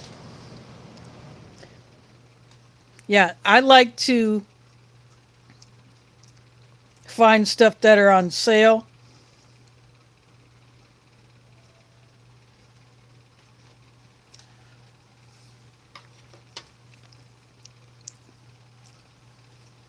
Yeah, I would like to have a stash of rations that I would not get into, but the wet pack ones like these, they're a lot heavier than the ones with the freeze-dried food.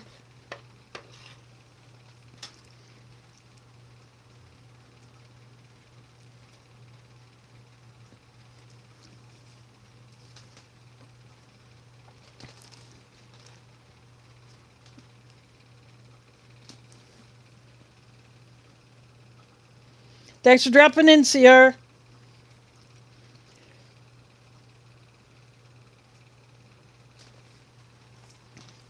But having a variety is the best way to go.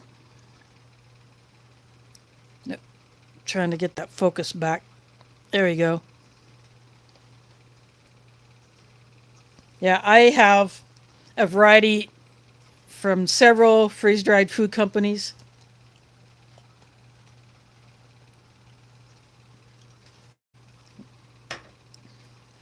Those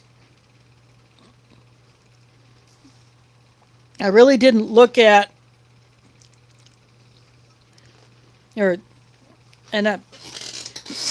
I got 2 more pouches from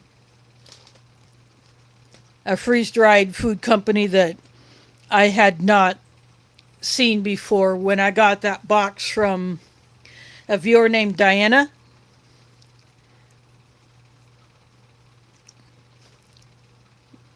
And she sent me an 8-pack ready meal. I had always wanted to get a hold of one of those myself. I just hadn't done that, but she had one and sent it to me. So that is now in my review lineup.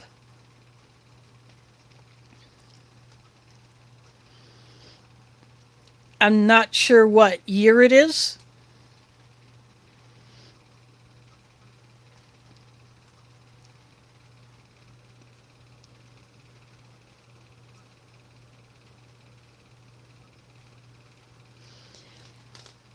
But I'm definitely looking forward to getting into it.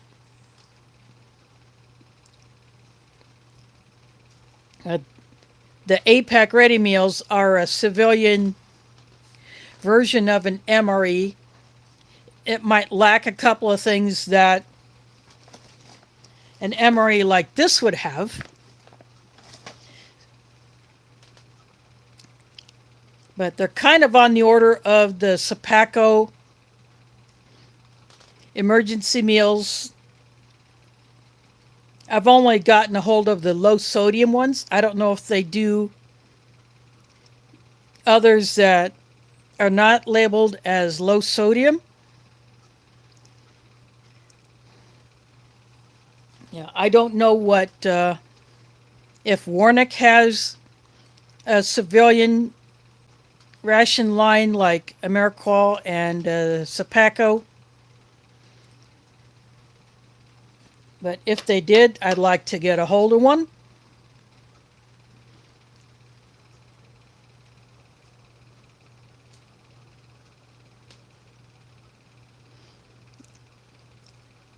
I have not had the tube food. I've only had the ice creams. But the tube food does seem very interesting.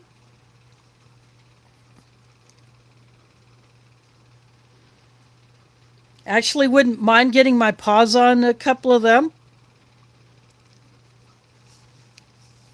But from what I have heard when I'm watching Steve 1989's videos, he probably has to drop some serious coin and maybe have some connections in order to get the ones that he has gotten. He has also gotten the tube food that is for the YouTube spy plane crews, because of how high they are when they fly. They have to basically wear a version of a spacesuit so they cannot open their helmets to eat or drink, so they have to put a straw through a hole in their helmet, and then they can it's like a one-way valve in it, so you can put the straw in it, you can suck the food or out of the tube or water out of a bag, and that's how you eat up there. There is a Shadow Scout Sweeve dropping 50 kroner. Thanks for doing that. That's much appreciated. It's probably about $5 US. Give or take a cent or three.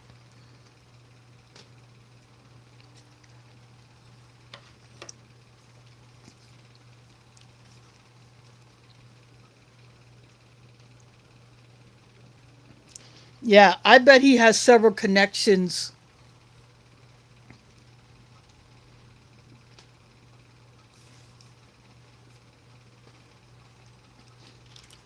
But still probably has to drop some serious coin.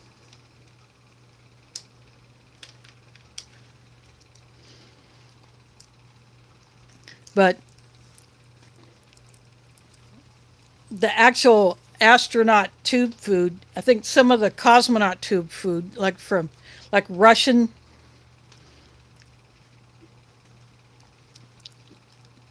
but the YouTube tube food that he has gotten a hold of, some of that is very interesting to say the least.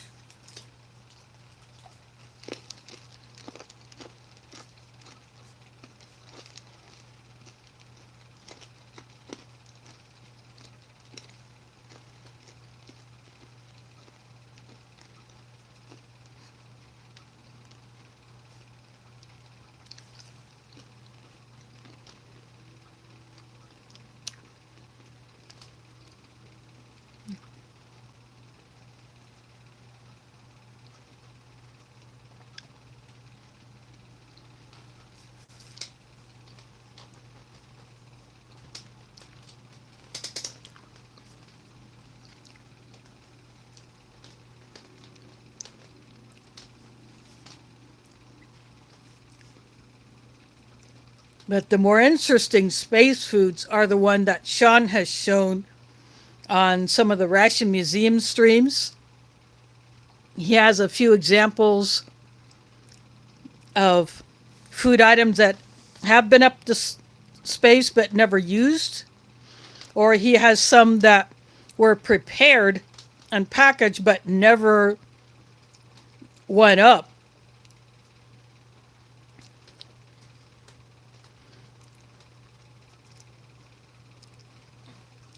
And he had been trying to find some specific types of space food items. So he does have most of what he was looking for. But I really hope that he starts doing streams again or makes videos. But he has had life issues to deal with. He had to move all the inventory out of the office space that he was renting, paying for with his own money. Plus, he moved to a different house, so he had to deal with that. And I think he changed jobs.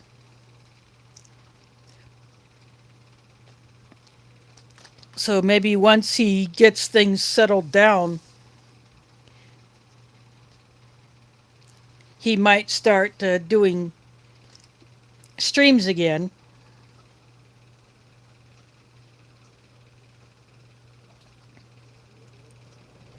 Well, I had never had that one.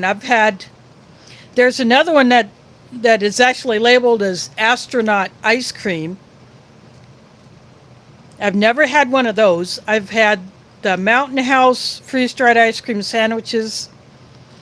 And then I've had a couple from another country that were in think Minotaur Trading Company had a couple of them in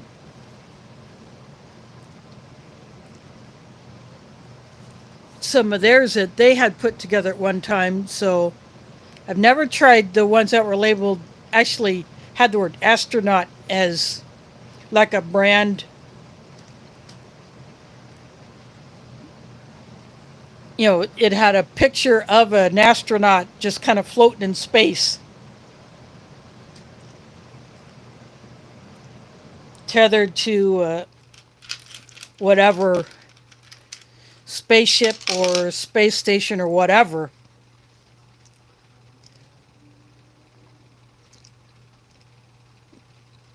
But I have not tried that one yet. I want to get a couple of those in to try. Maybe a Mountain House one. Maybe do a comparison between the two.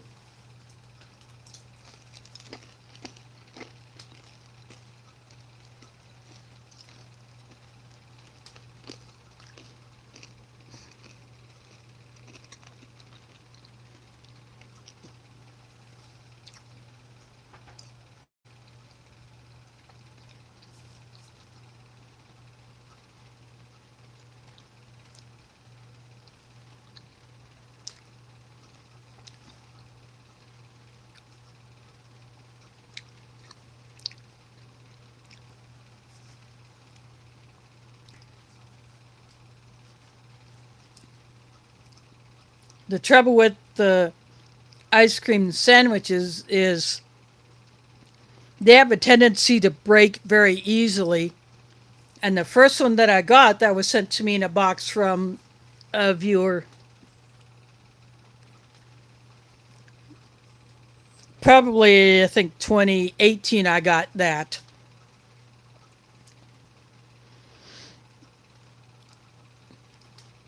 I literally had to dump it into a bowl because it was completely busted up by the time I opened it up.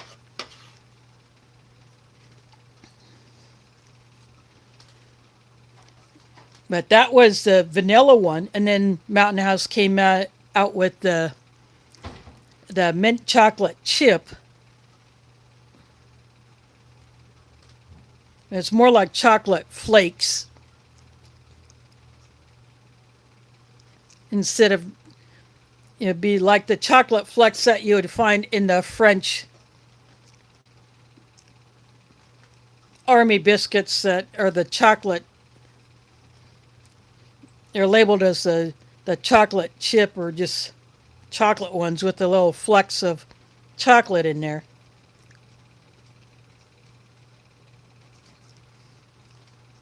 Yeah, the packaging on those is not really protective of something that delicate, which is a bummer. So this astronaut ice cream, I want to get that and see how that holds up. I would have to order that online. I've seen it on Amazon. That would probably be where I would end up getting it from.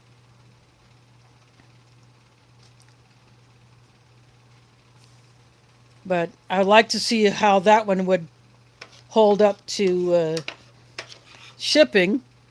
Plus, I just want to try that one.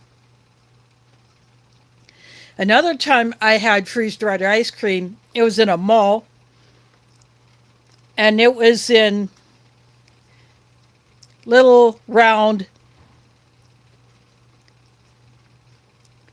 pellets about the size of BBs or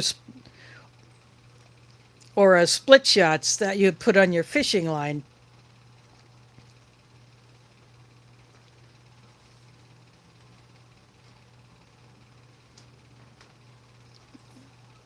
But that's the only form that it was available in at the time because this freeze-drying ice cream was still relatively new.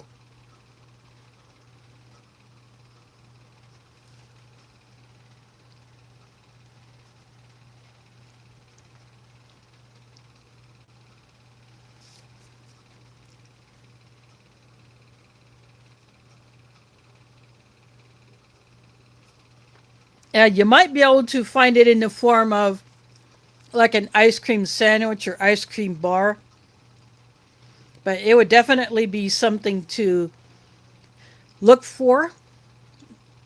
Or maybe if there's a company that does freeze dried food over there, maybe they do that.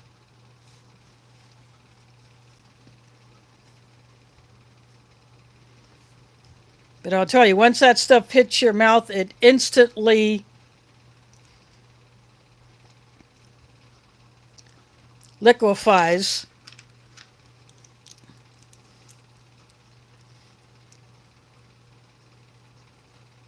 And you get that actual taste of the ice cream. Yeah, it's definitely worth checking out if you can get some.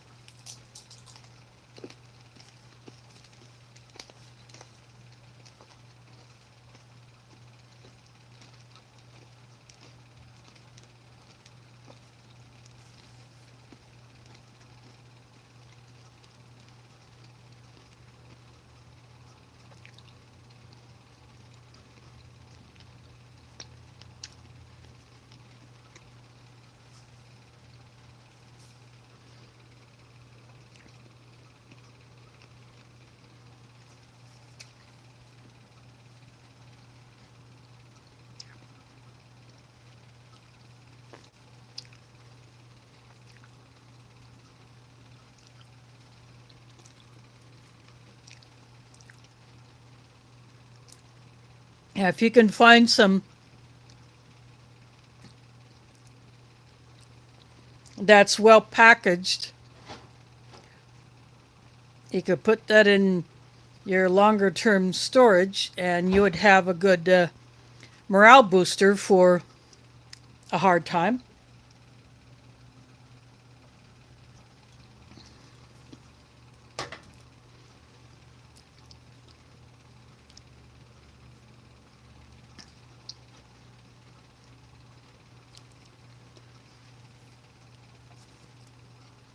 But a few of the freeze-dried food companies here do freeze-dried applesauce, which is basically a powder.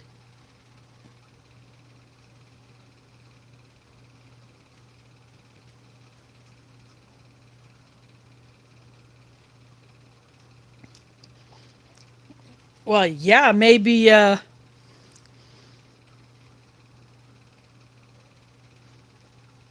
would be a good idea. Speaking of boats, my brother has my late dad's boat on his Arkansas property. He is up here, but he is still maintaining ownership of that land. He is just staying up here for the time being. Yeah, he got a job up here. So right now he is staying with my two sisters who share a house. And with my one sister being out of commission while she recovers from her surgery that she had after Thanksgiving, my brother is pitching in with doing some of the things that she did. And as soon as he gets a vehicle or he drives my sister's car, he can take her to appointments, or he can take my mom to appointments, or go do some of the grocery shopping. You know, my other sister who lives there, she's got certain days off. My brother gets certain days off, so they could trade off doing things. My oldest sister, being a teacher associate and substitute, she's got the weekends off. And whenever school is not in session, she's obviously not working. But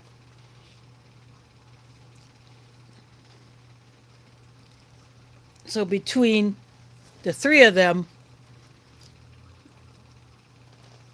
my other sister can get stuff done for her until the doctor says she can start doing more weight bearing.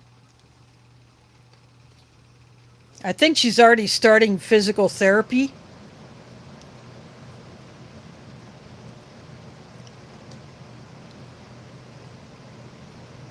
But that is going to be a long recovery until she can go back to work.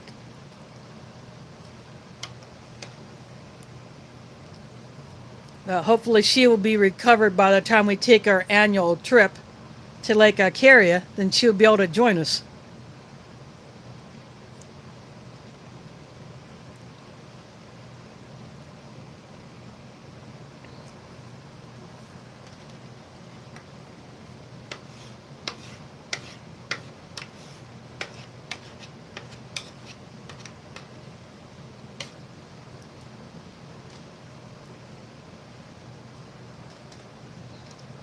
So in a way, it's a good thing she had her surgery when she did. That way, she should be mostly recovered by the time we take that trip in early August.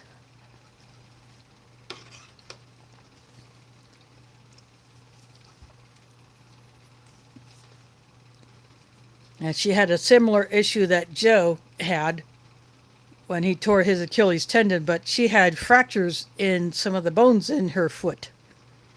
So the surgeon had to deal with that as well. So that means longer recovery, or at least a longer time where she could not put any weight on that foot at all.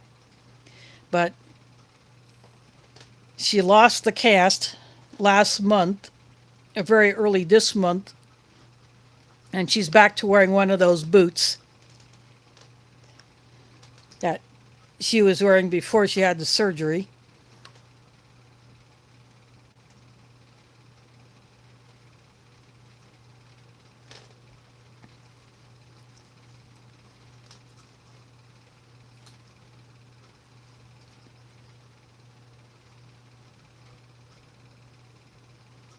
So we consider that progress.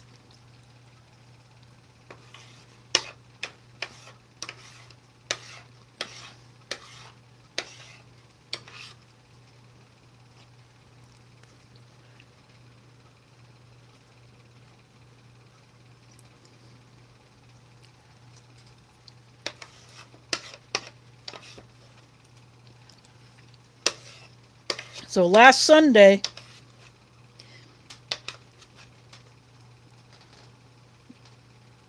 they had a little Super Bowl party. I did not go. I was not interested. But they all went to the house that my two sisters and my brother share.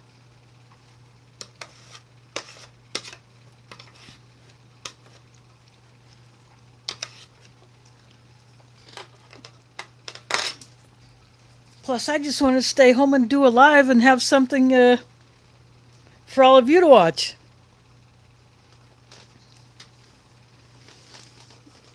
They don't know I do YouTube. They just know I watch it. They don't know I put stuff up on it. They probably think I'm crazy.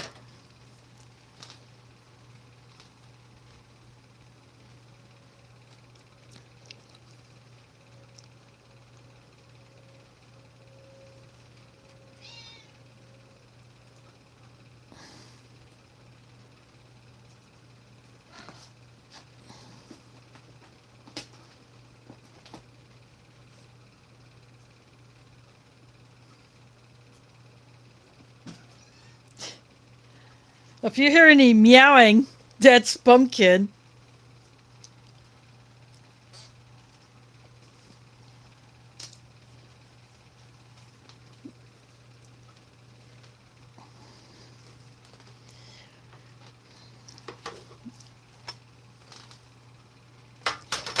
Pumpkin.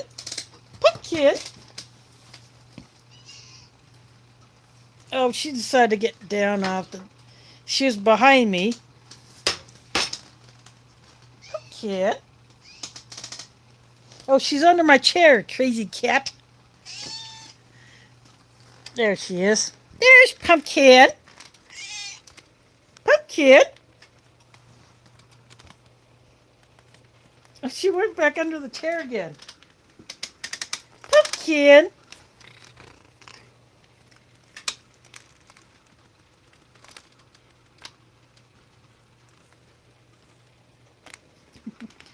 She just keeps going under my chair, then back from under it, then under it again.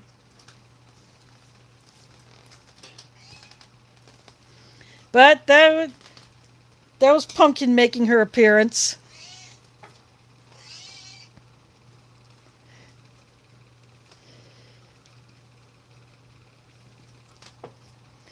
Yeah, she can meow pretty loud. But she also purrs like she's got a motor inside her. I keep asking her if she is recharging her batteries off one of my power stations.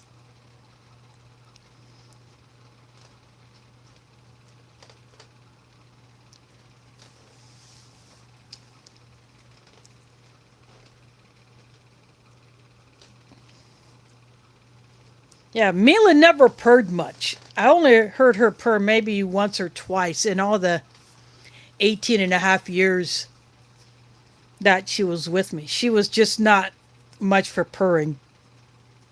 But she is a small cat, too. Pumpkin is a lot bigger, as you can see.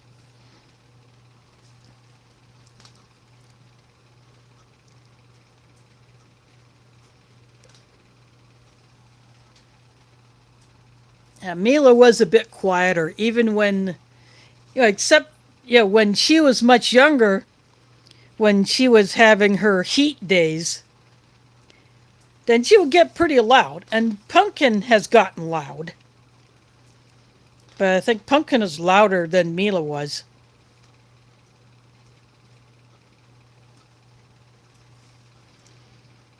But Pumpkin does that yawning meow. But she never does it when I'm in a position to record it. I'll be sitting on the toilet in the bathroom and she'll come in there and she'll do one of those yawning meows.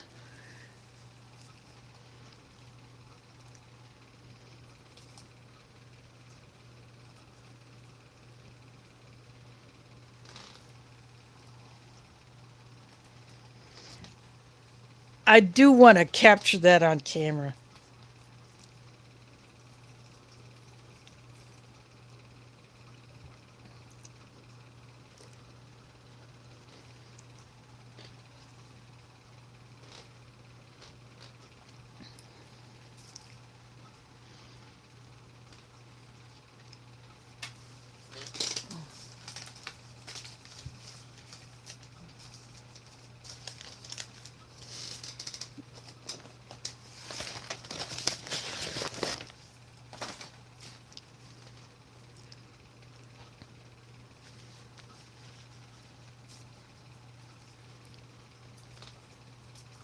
Let's see.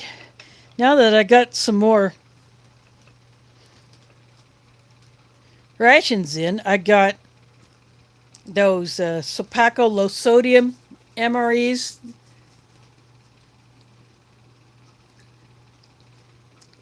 They're in the same type of packaging that is used on the regular MREs inside of a bag like this.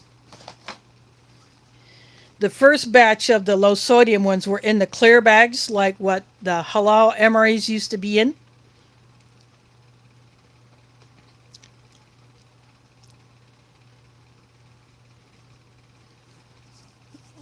So I got those. It was a random selection that I got from MRE Mountain.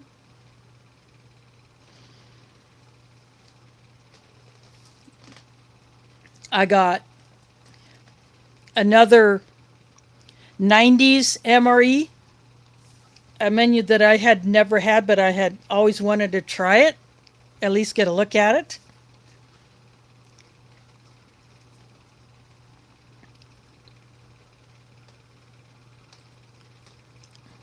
And this one was one of the two that I got from Nicholas Sklow, the guy behind the channel Killing Zombies.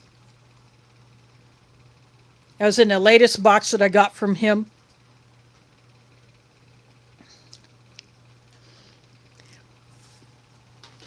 But once in a while, in certain MREs that are not vegetarian, but don't have much for a meat content or a high protein content, they may throw a meat stick or one of those thicker jerky, similar to the Jack Link's steak bar that you would get in an Australian CR1M. So you might get something like that, or you might get that in a first strike ration.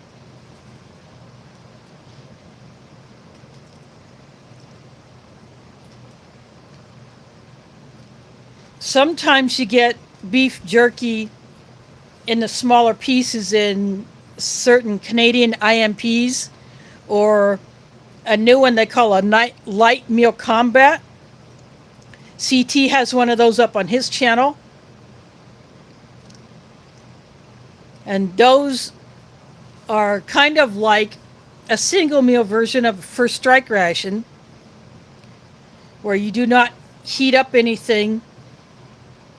You just open the pouch and eat whatever's in it. You may have a drink powder to mix up, but those Canadian rations might have beef jerky in it, depending on the menu.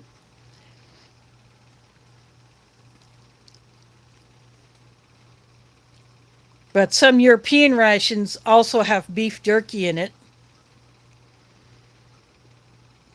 And those ones that I got in the last box, the latest box that I bought from Nicholas Sklow, you saw me, the unboxing of that. 3 different kinds of beef jerky. 2 brands, but 3 kinds. I believe those came out of some European rations, because I've seen videos from other reviewers who opened those rations and saw at least the Wild West brand beef jerky. I would love to get a biltong. That's another style of beef jerky.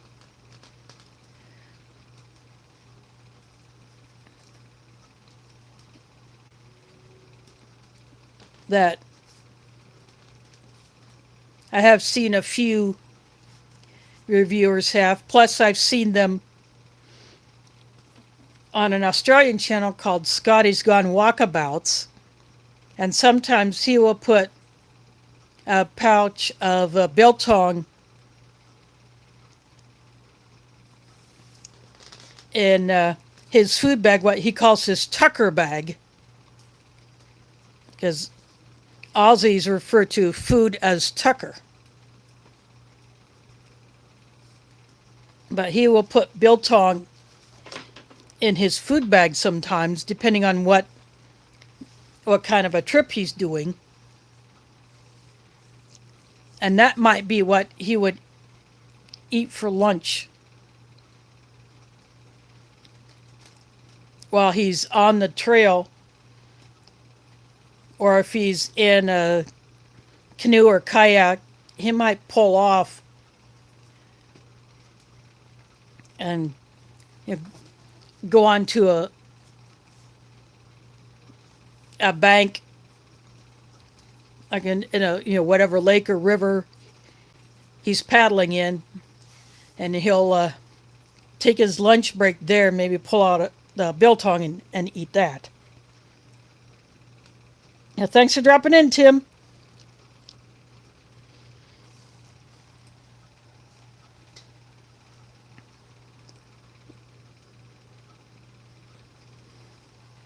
So that is one kind of jerky that I would love to get a hold of is biltong. I think it's a different style of how it's made.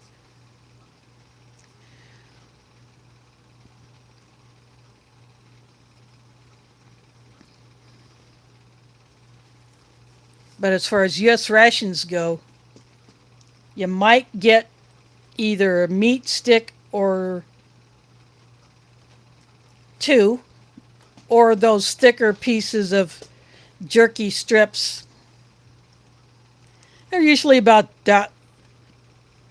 as long as this is wide, if even that.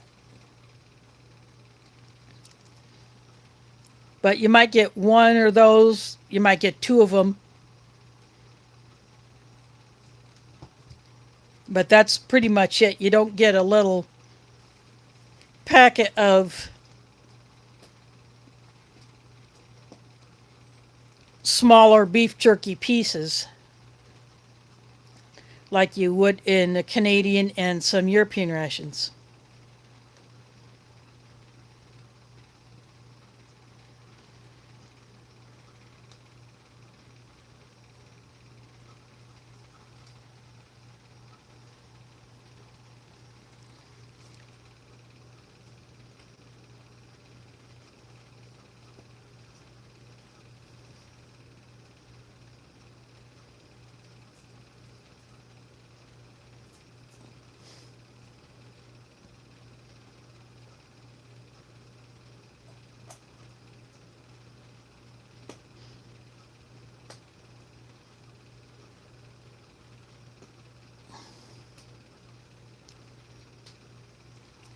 Oh, you mean you're getting ads? I don't know if anyone is getting ads during my stream or not. I do see ads pop up in other live streams, but I don't know if anyone is getting ads during mine. I'm not seeing any indication that there are ads popping up. Maybe I don't have a setting for that. I don't know.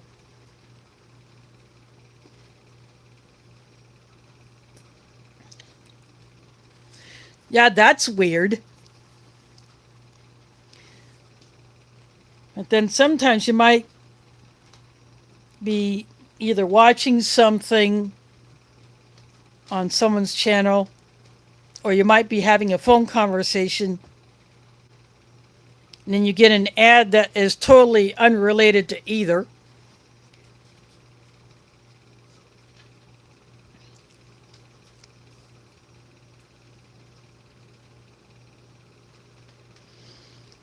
Wow, then maybe someone needs to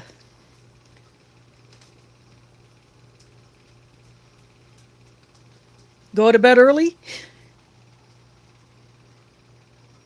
or at least take a load off your brain.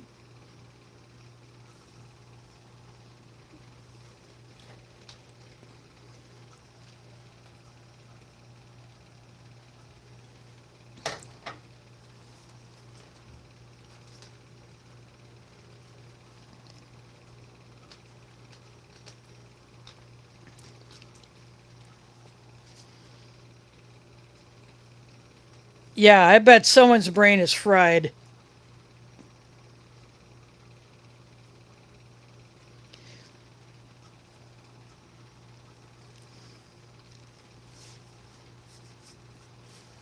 Sorry, I didn't have much of anything interesting for you to look at since you came in here, because I've eaten all the food.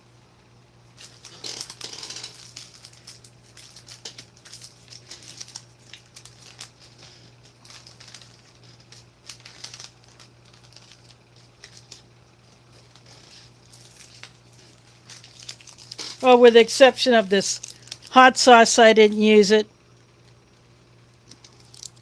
I'm not much of a gum chewer, but I do hold on to these. And of course, the salt I save.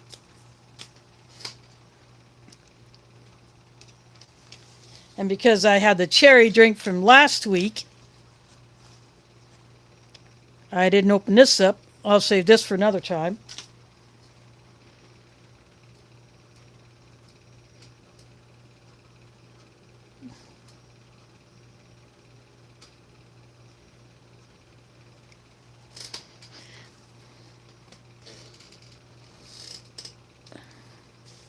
Yeah. I don't do much for video editing. I don't add any effects. I don't add any sounds. I don't add any tracks even from YouTube's music library because I don't want to get any strikes or some kind of a copyright claim.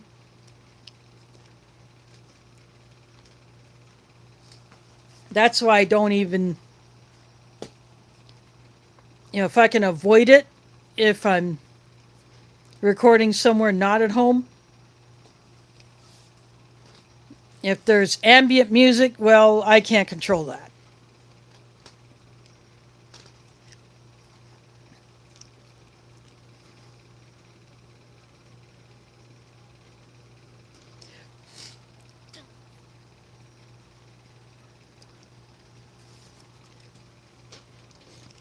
But the most I will do as far as editing is if I have individual video segments, I'll just use a video editor to splice them together.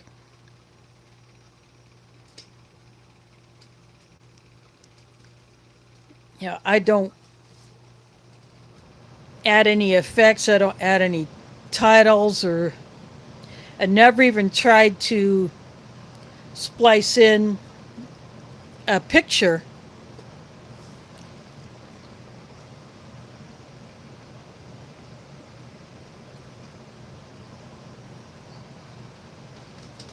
And I have no idea how to select a thumbnail for a video.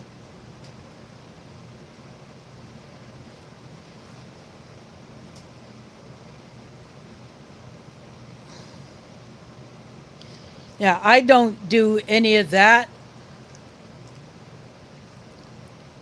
I think it would add so much extra time to the processing and probably add to the upload time.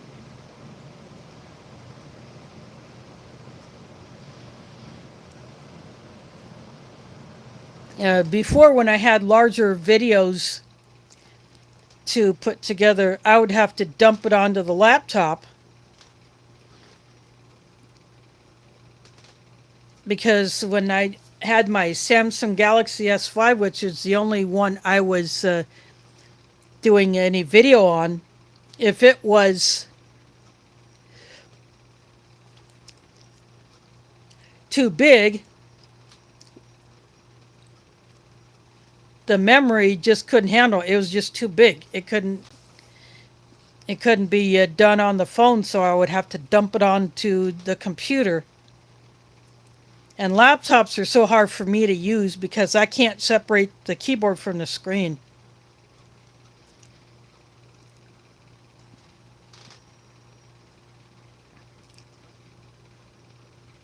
So on the laptop, and when my desktops, at least when my Dell was working, I have a program called OpenShot that I use for video editing on that. I got the free version, so I can't do as many things on it, but not that I would want to do some of those things anyway, so I'm happy with that. But dumping it onto a computer does allow me to do much larger video files. But with this phone, I have been able to run videos through my Power Director that I could not do on the Samsung. So I'm happy that I'm able to run those larger videos through it.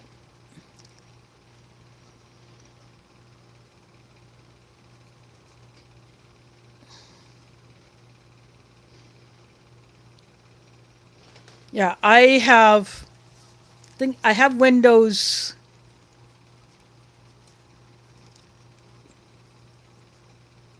I think I have Windows 10 on the laptop that I have now,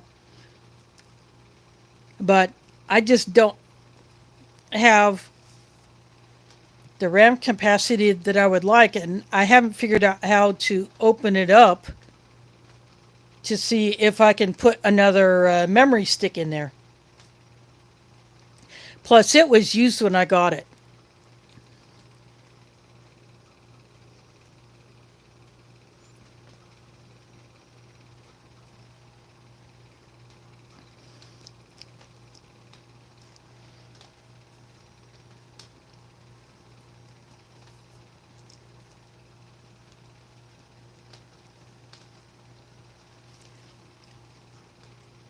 But I really do want to get another desktop computer so I can have a keyboard separate from the screen, which is so much easier for me to use.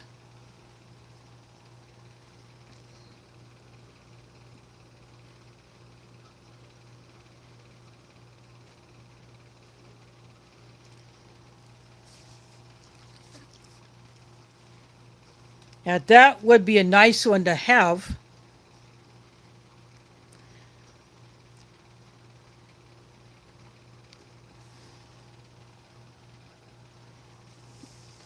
But those are just so much to get one that would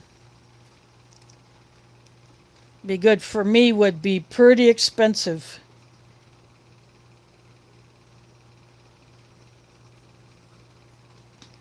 Uh, but does the mini PC allow you to separate the keyboard from the screen? That would be something that I would need to be able to do.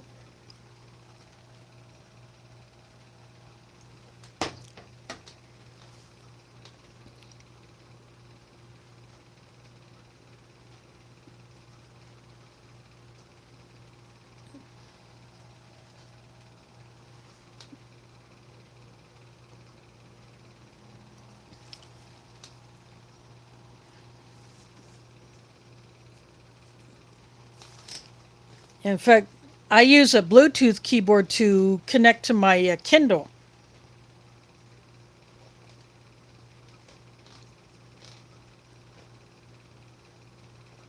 And so that's how I'm able to make that work.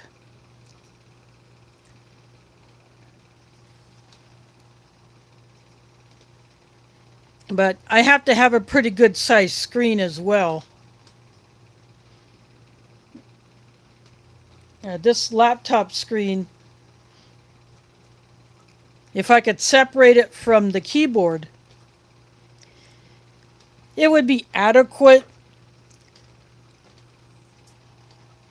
but I would still prefer a bigger screen.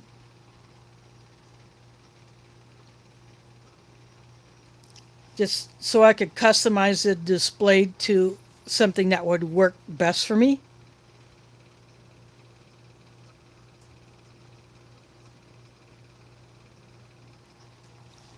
Yeah, I have seen a lot of those light up keyboards. They do look pretty cool.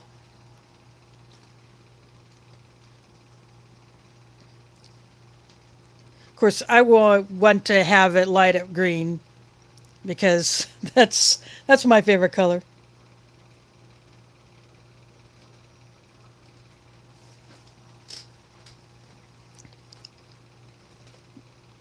I don't know if I would want a 32-inch.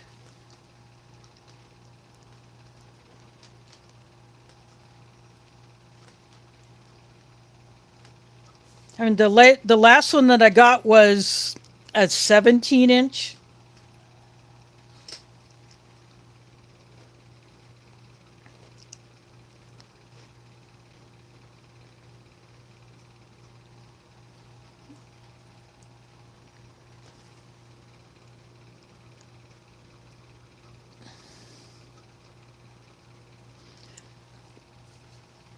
Yeah, those. Yeah, yeah, those do not eat the watts. And I have LCD.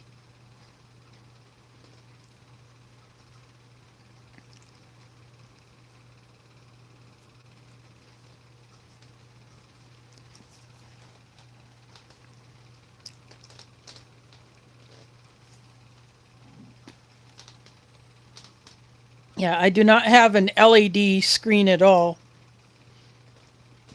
As far as a computer screen, the laptop is an LCD.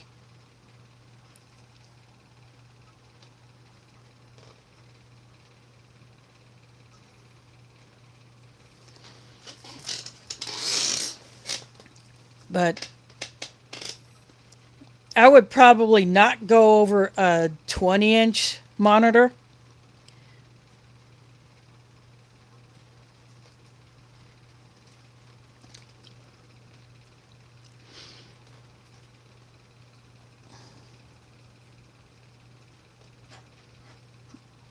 My sisters have those. I think they have 50 inchers.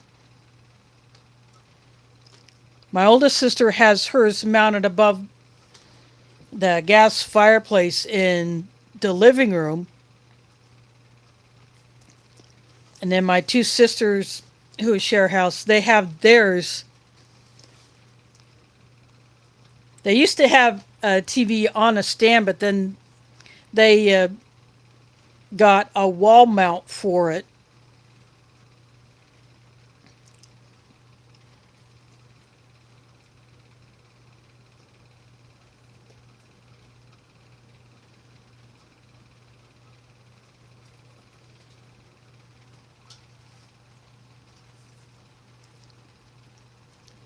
Yeah, I miss having access to a wood stove. We lived in one house. It was for a short time where we had a wood stove. And that came in so handy during power outages.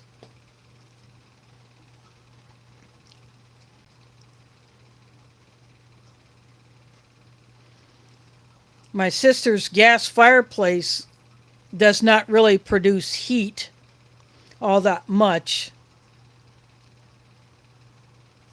Although there is a fan in it, you could have air run through it and it would be somewhat heated, but it's more of a visual thing than it is a heat source. And you actually use a remote or a button to turn it on.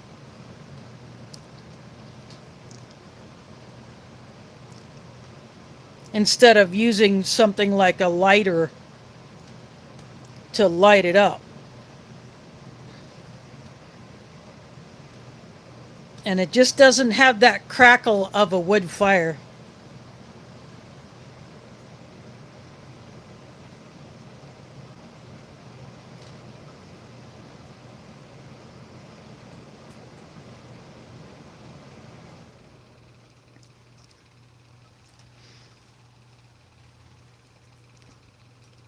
And see, there is no way I could do anything like that in my apartment.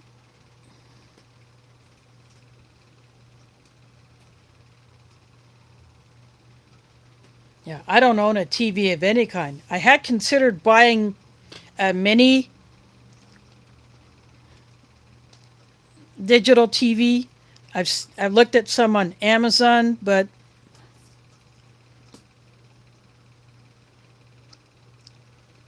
I don't think I would really get much use out of it. I'd probably still spend more time watching YouTube videos and live streams.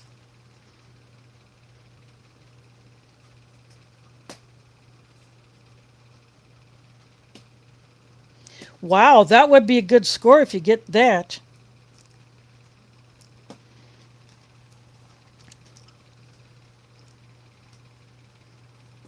Either that or you get a freestanding wood stove that has a flat surface big enough that you could actually cook on. And of course, you'd have to run your pipe up through the roof or out a wall.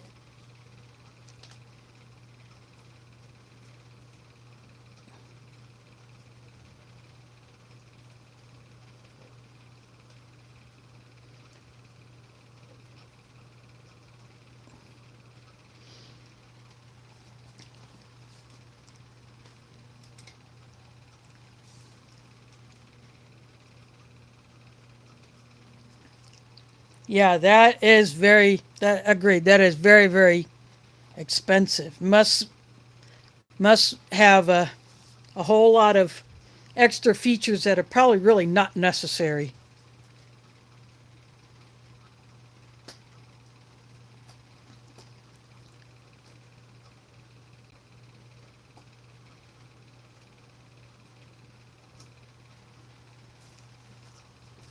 It may be a crap ton heavier, but if you can find a cast iron one at a good deal,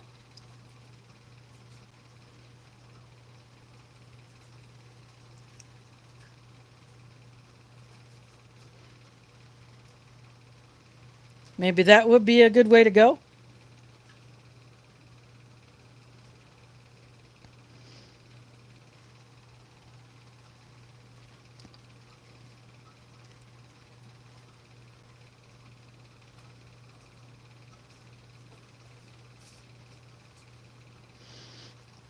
Yeah, either that or a Facebook Marketplace.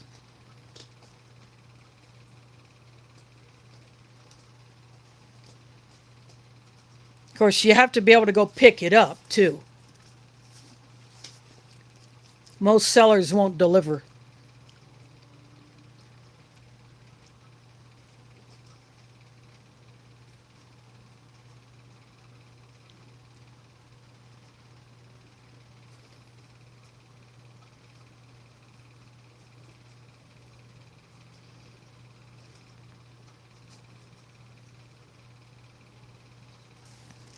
Yeah, and if you don't have a vehicle, that's one reason why I don't do those, is because I can't go get the thing.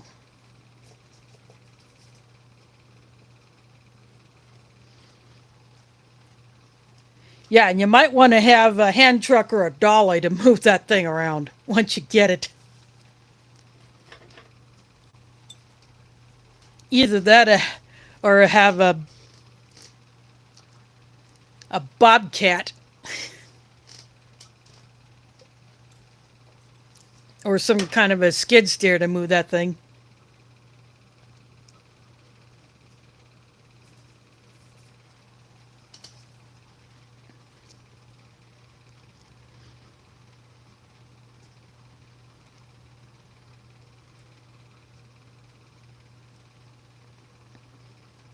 Of course, your dream wood stove would probably be one like I've seen on a channel called, well, this guy has two channels, Joe and Zach Survival and Northern Seclusion.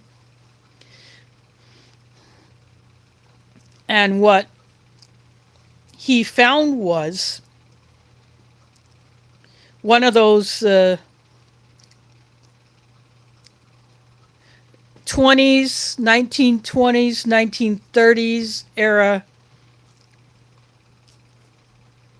wood stoves that has an oven, and then above it, it has what looks like a couple of cabinets, but because the stovepipe goes up through the middle of that, that could be like a warming box.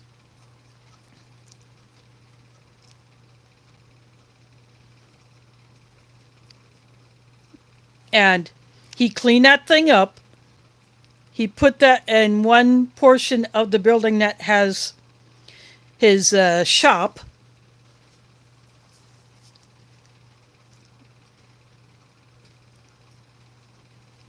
And they have actually cooked on it. They have baked in the oven and have cooked on the top.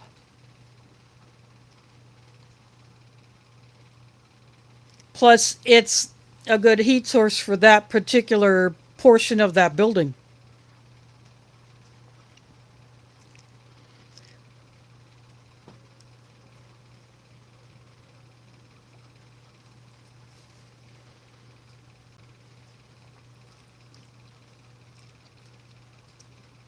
And then he found a couple of cabinets that were from that same time period.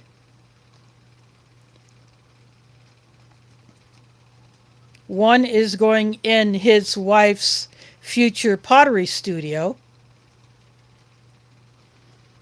And then the other one is staying out there where that stove is. That way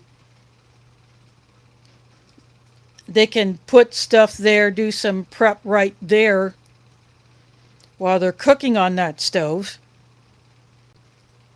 Plus it's additional storage. So a little bit of cleanup, a little bit of refurb, good to go.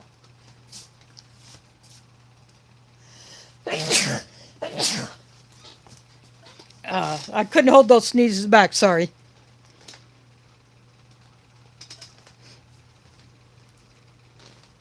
But those from that time period are so cool looking.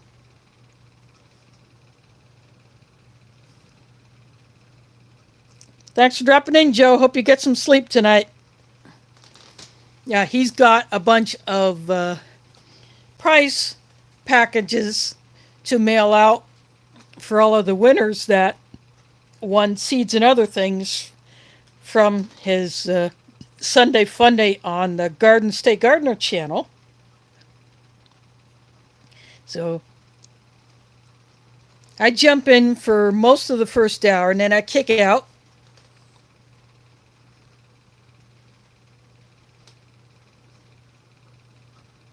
Yeah, he has. And I think the last time I won seeds from him, I said anything but a particular one, because that one, I think I've already gotten one of those. I think it was zinnia.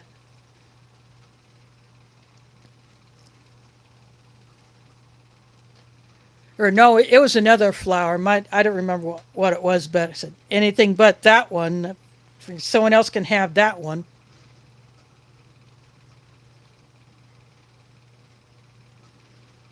So he sent me different seeds, and usually, in addition to the one seed packet that you did win, he might throw in an extra one.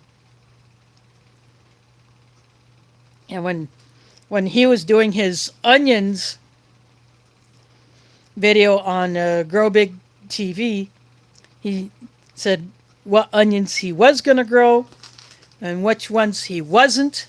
So I put a comment saying you could give away the onion seeds that you do not want to grow because they would not be good for your area. So I don't know if he did that or not, or if he will. I just kicked that idea.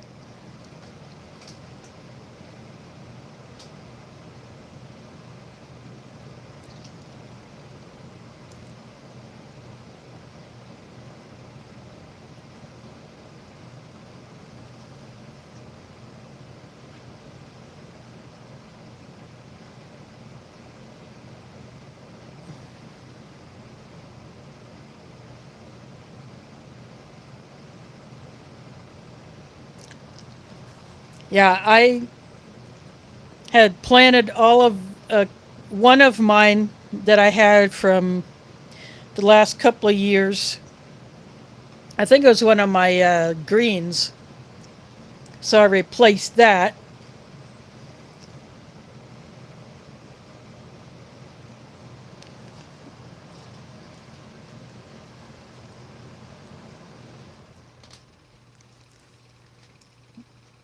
But for a couple of my herbs, I got a few different basils. I got several cilantro packets, so I'm good on those.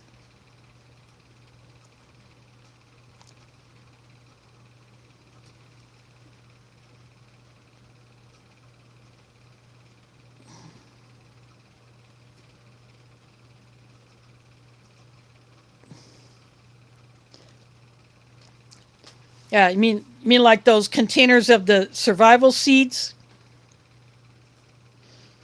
Yeah, I have one. I forget which company that one was from. It's in a little tiny bucket.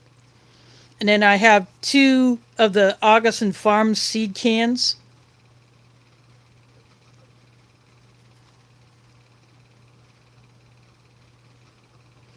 Okay,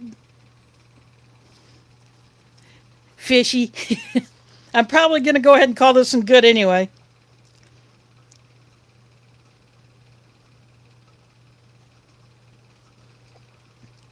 Well, yeah, I would say you're set for seeds.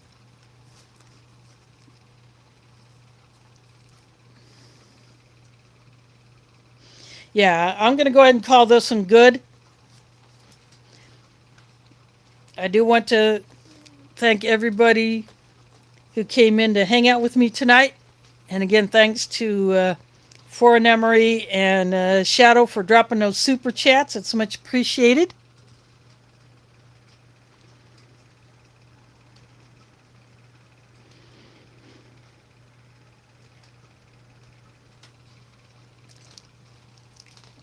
So that gets put back into the channel for buying rations, or I might buy a piece of gear to test. Or it might go towards paying my part of my internet bill so I can keep doing this.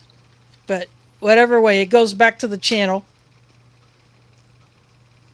in one way or another. So anyway, thanks for hanging out with me for 3 hours and a few odd minutes. So I'll be back next week with one of the new rations that I got in, or maybe an old one. Who knows?